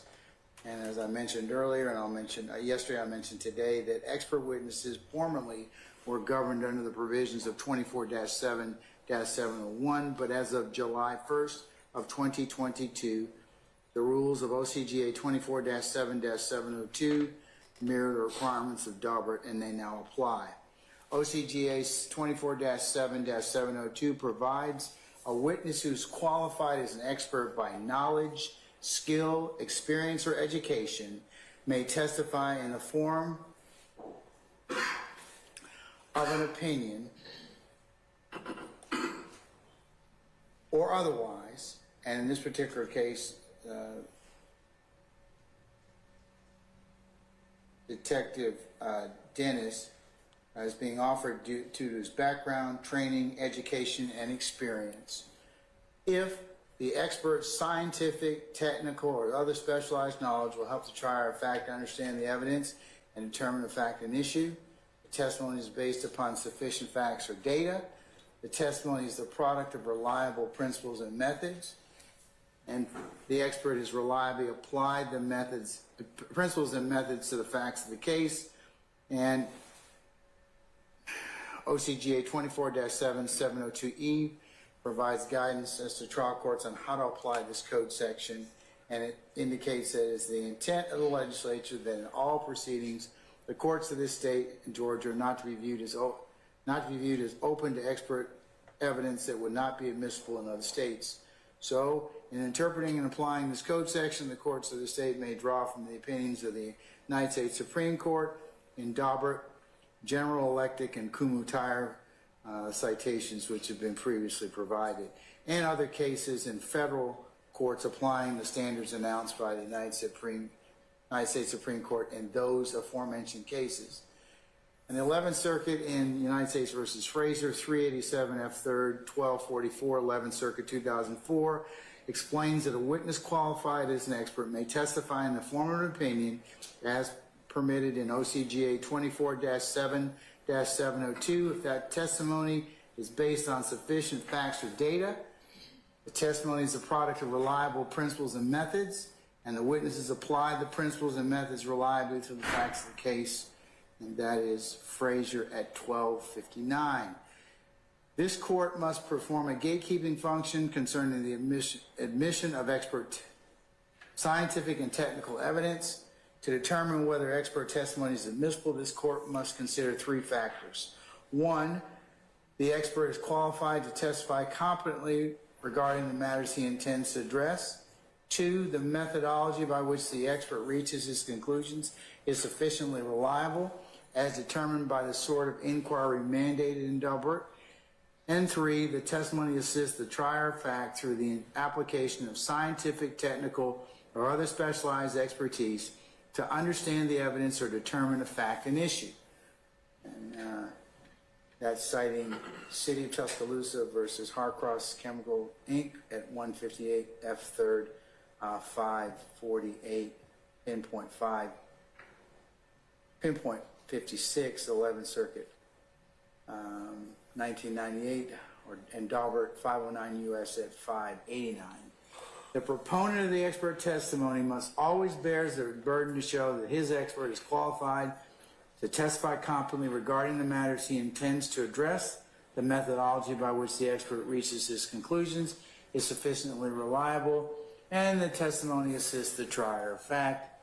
Citing McCorvey versus Baxter Healthcare, 298 F. 3rd, 1252, pinpoint 1257, 11th Circuit, 2002. Court finds that the state has met its burden as to Detective Dennis's testimony. The court States granted presented it. So Detective Dennis they can use that at this expert hearing witness. and has entered his CV, marked as States 2 and 2B into evidence. The testimony and his CV shows his extensive experience in gang investigations. His educational background is that, as he testified to, he has an associate's degree in criminal justice from Land Lake College in Illinois from August 1997 to May of 1999, and he furthermore has a degree in sociology and criminal justice from the University of North Alabama at Florence, Alabama, where he matriculated from August of 1999 to May of 2002. His CV is replete with his employment history from the position he holds right now with the Rockwood School District as a Director of School Safety from August of 20 to the present. He was previously, up until that point in time, August of 20, going backwards from May 13 to August of 20, he served with the Atlanta Police Department, Criminal Intelligence Unit, Gang Special Enforcement Section. He's been a member of the ATS Safe Streets Task Force from January 2015 to March of 2020. He was a police criminal investigator from the City of Atlanta Police Department Zone 6 from 2011, his total service being 2011 to August of 2020. And then he was a patrol officer from September of 04 through August of 2020, his total service. But he has participated in countless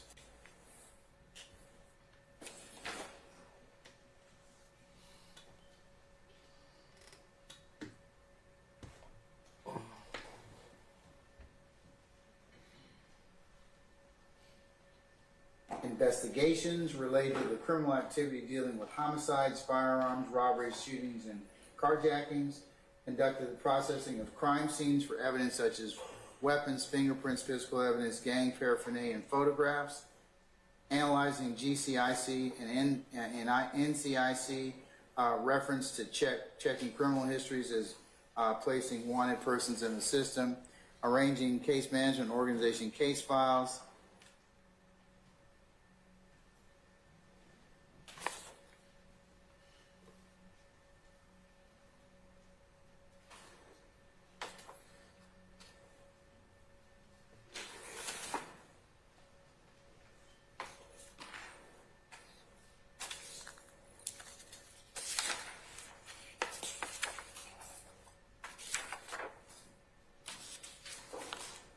He was a detective for 10 plus years.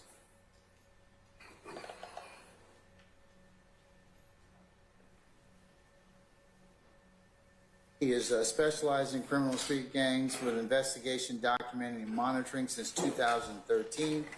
He's taken over 100 hours of training focusing on gangs and gang violence.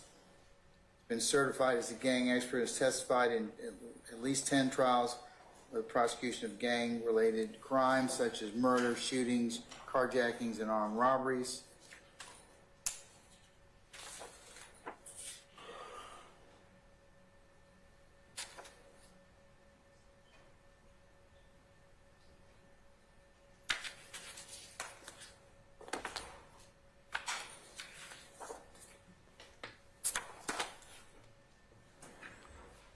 He has testified this over the past several hours of his many experiences with gang members, graffiti,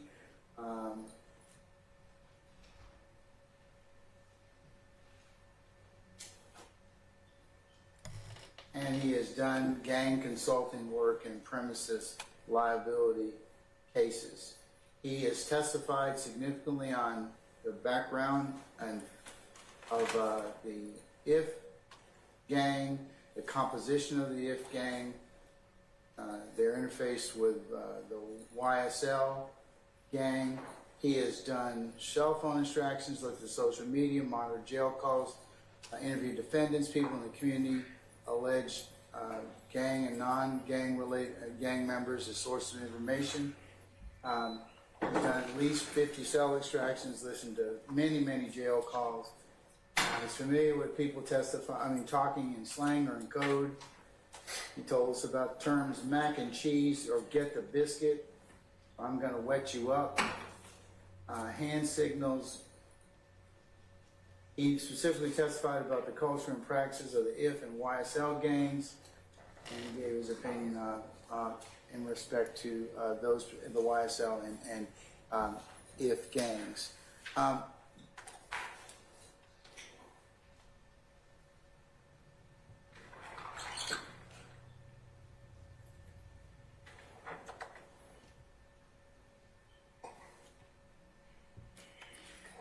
Detective Dennis also testified his knowledge of gang terms, investigatory principles, and the Atlanta Police Department's 6-point investigative strategy for identification of gang members.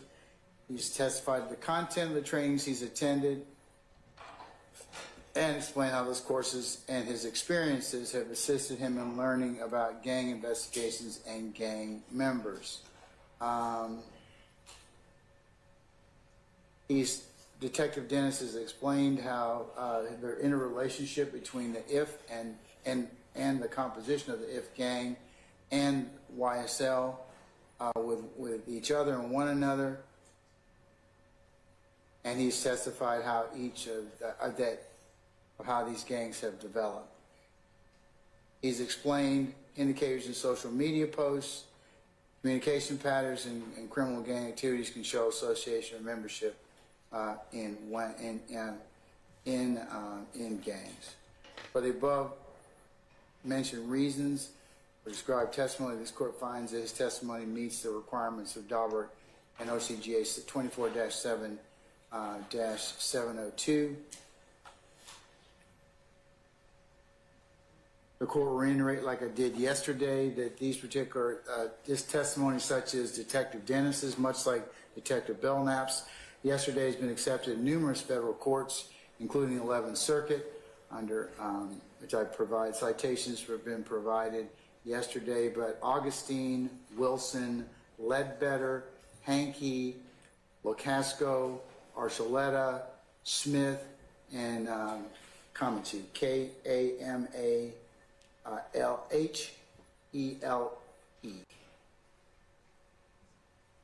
Experts like Detective Dennis may be qualified based on their extensive experience, as cited in U.S. versus Lobo Lopez at 468 F APPX 186, pinpoint 189, 11th Circuit. Rule 702 does not require that a court rely solely on an individual's education to qualify him as an expert. Rather, as a test expressly contemplates an expert may be qualified on the basis of his experience. As described by the court, Detective Dennis has significant experience with gangs and gang investigations, including the IF gang and its the composition of that gang in YSL.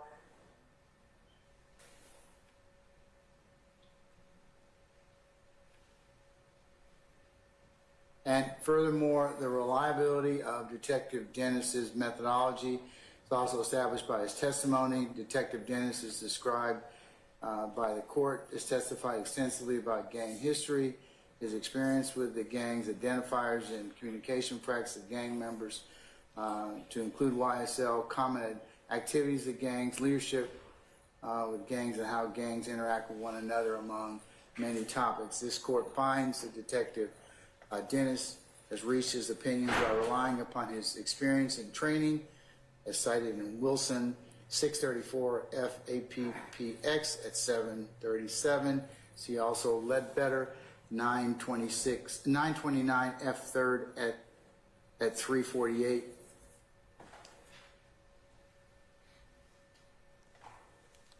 Further, Detective Dennis's years of experience applying his methodology sufficiently supports the reliability of his application to the facts. In this case,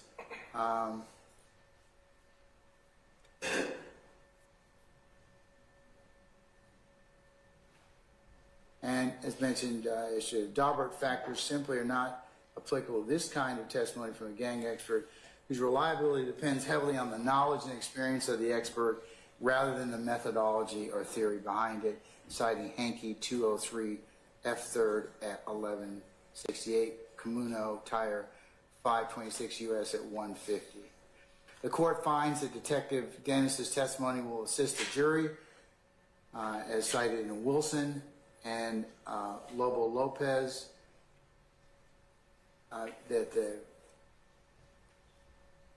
that Detective Dennis, his testimony can shed light, in particular, on the communication patterns of gang members and associates, and would be helpful to explain social media evidence and other, in particular, the state plans to present in this case. And because these defendants are charged with participation in criminal street gang activity, this evidence will assist the jury in evaluating the alleged gang activity underpinning as in pursuant to the indictment and this charge in the indictment.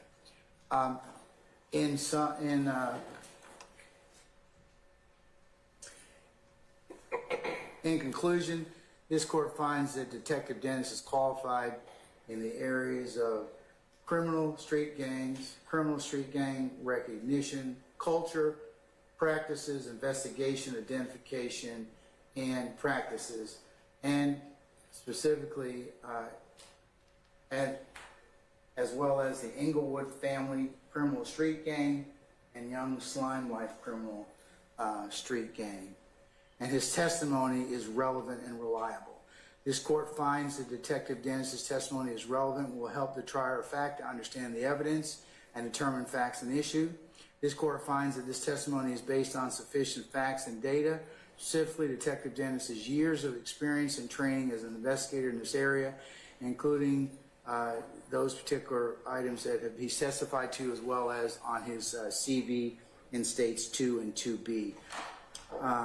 And his many interviews with gang members and associations. This court finds that Detective Dennis's testimony is a product of reliable facts and methods, particularly through his experience on individual cases and his ability to identify and describe gang membership and communication indicators. And that this court finds that Detective Dennis has reliably applied the principles and methods to the facts of this case. So I'll grant I'm going to allow him to testify. I'll qualify him as an expert in the aforementioned areas, but also that is subject to the state laying a sufficient foundation for the other factors and pieces that an expert would otherwise testify to. I also caution the state, as did yesterday, about this being a dual witness with the and the challenges that the court and the may have to undertake. So before you decide which witness you're going to use for which purposes, that you let the court be advised so that I can give the appropriate admonitions if required at the appropriate times, and that, of course, this testimony may be subject to additional objections. Yes, Your Honor. All right. So if you could prepare a suitable order, it's due by Monday. Yes, Your Honor. All right.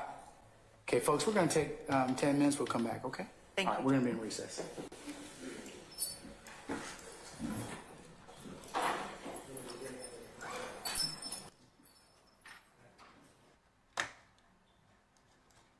Man.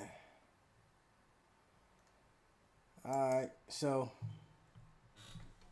yeah, the judge ruled that the expert gang witness can testify and that his evidence is going to be presented to the jury.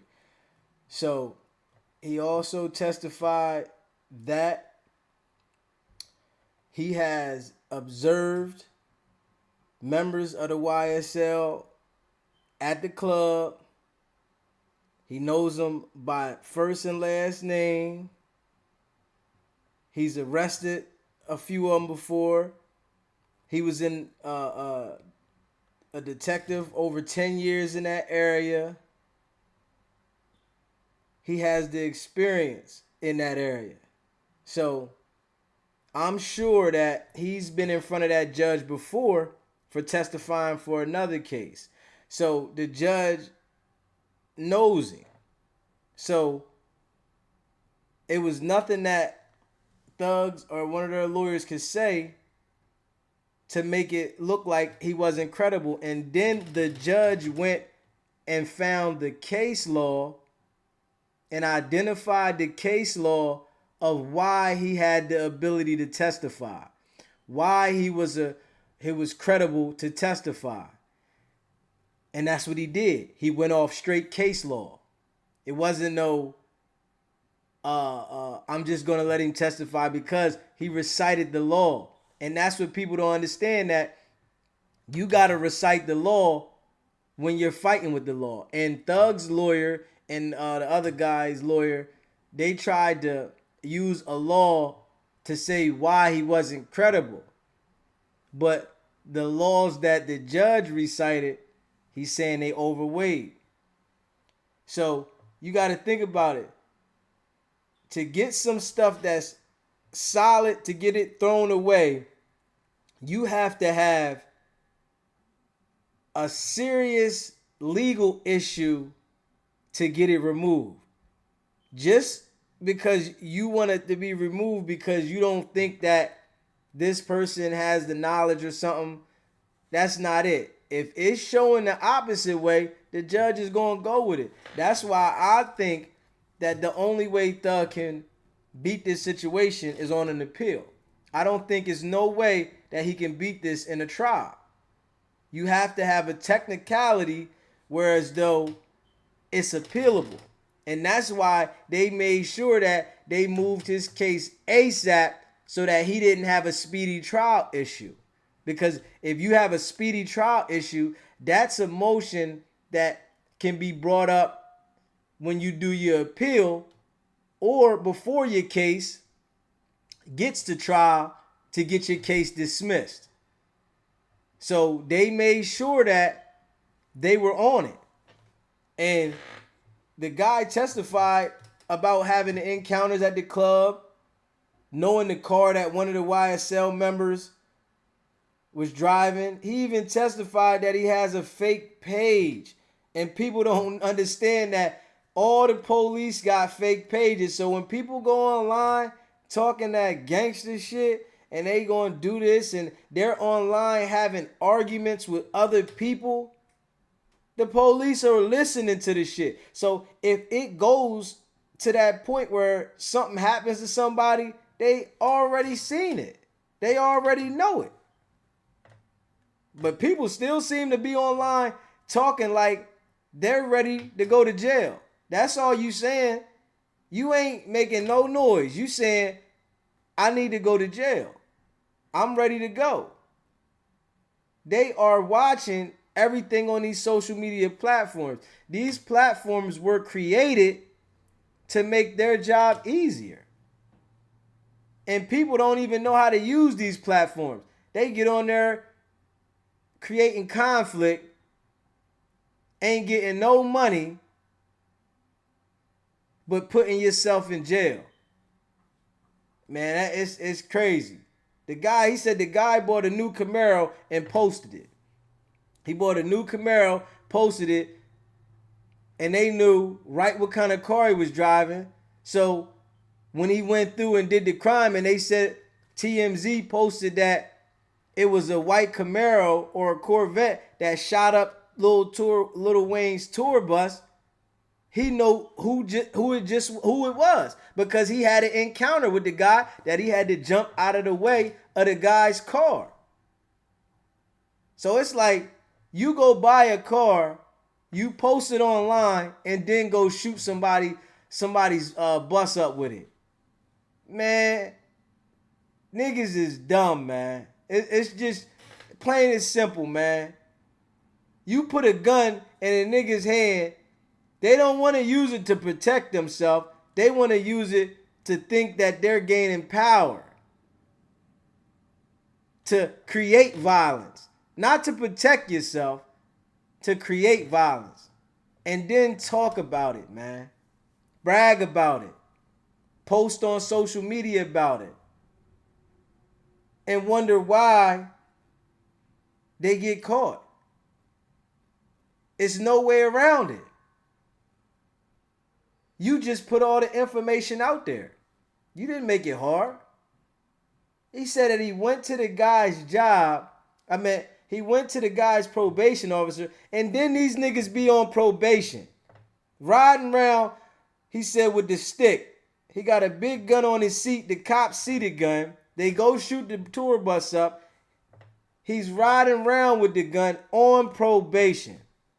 They go right to his probation officer and say, such and such was involved in the shooting. The probation officer say, all right, I'll call him right now and get him to come in. But these niggas will comply with probation. They comply with probation like they're doing something, but then doing all this crazy stuff. They get in here, yes ma'am, no ma'am, yes sir, no sir. It's the stupidity of people, man. The stupidity of people, man.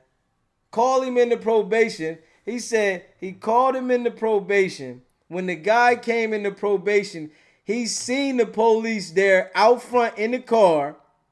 The police get out the car. He knows that the police seen him the night of the shooting. He goes and slaps $200 in the police hand and say, man, I was tripping that night.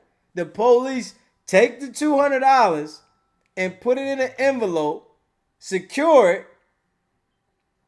and then they lock him up. You just admitted to the police that you was tripping that night, like he wasn't going to lock you up, like he wasn't there to see you. Hey, man, I'm just like, people need to do better, man. Stop following these rappers, man. Share this video, man. Hit the like button, man. Stop following these rappers, man. The rappers are sending you on a straight dummy mission, man. That's it, man. They sending you on a dummy mission, man. Stop following the rappers, man.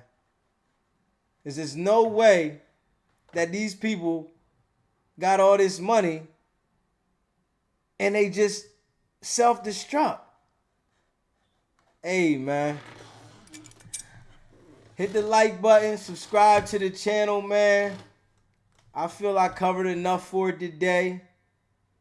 I definitely covered the whole testimony of him. And we see what it is, man. Thug is, it ain't looking good for Thug, man. How I see it, it ain't looking good for Thug, man. He got something he got to deal with. And, it's real. Your life on the line. He's sober. Right now, you feeling everything up front. It's nothing to make you escape reality. You dealing with everything up front. You can't just say, I'm going to put this in the back of my mind and I'm going to go do this and do that. You got to wake up every day trying to fight for your life. And you know it ain't looking good, man. The prosecutors bring heat. You have to study the law, man.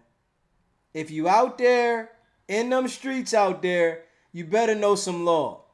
Because he got a lawyer, he paying the lawyer millions of dollars, but when they bring in that hardcore evidence and stuff that's going to taint the jury's mind, and this stuff is to the public, it's hard for you to fight it unless you find a technicality in the situation.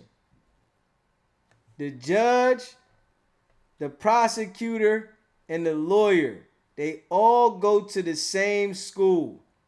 They all go home at night. You are the one that's going to be sitting in the jail. If you do not study your own case and know the law, you can't protect yourself. The lawyer has a job to do. The prosecutor has a job to do. The judge has a job to do. And you're trying to defend, fight for your life and expecting all them to deal with your life. You got two people fighting at your life, and then you got one person trying to fight for your life. The situation can get real messy. So you got to understand that you got to be aware of what you getting into out here, man. You got to be aware. If you're not aware of what you getting into, this is the outcome. And everybody talks that gangster shit until real gangster situation. This is a gangster situation. Let's just put it like that. When you in court fighting for your life and you don't know if you gonna make it out of it, that's a gangster situation. That's a gangster situation. So, hey, man. Thug, my boy. It's trouble. It's real trouble, man. My boy's in trouble, man. So hopefully a technicality can happen for him and maybe he can change his life around. But from what it's looking like, he in trouble. You hang around guys like this and everybody go down. The whole clique went down, man. The whole clique went down, man. And then the lawyer was trying to say to the expert witness that because Thug is a part of the gang, like he didn't have knowledge of the crime. But they was picking that shit apart, man. So they was like really digging into it, as in him identifying the situation for what it was. Hey, man. It's not about the setback, man. It's about the get back, man. Subscribe to the channel, man. Hit the like button, man. I'm growing. I'm coming. Trust me. My time is coming, man. It's not about the setback, man. It's about the get back, man. Now.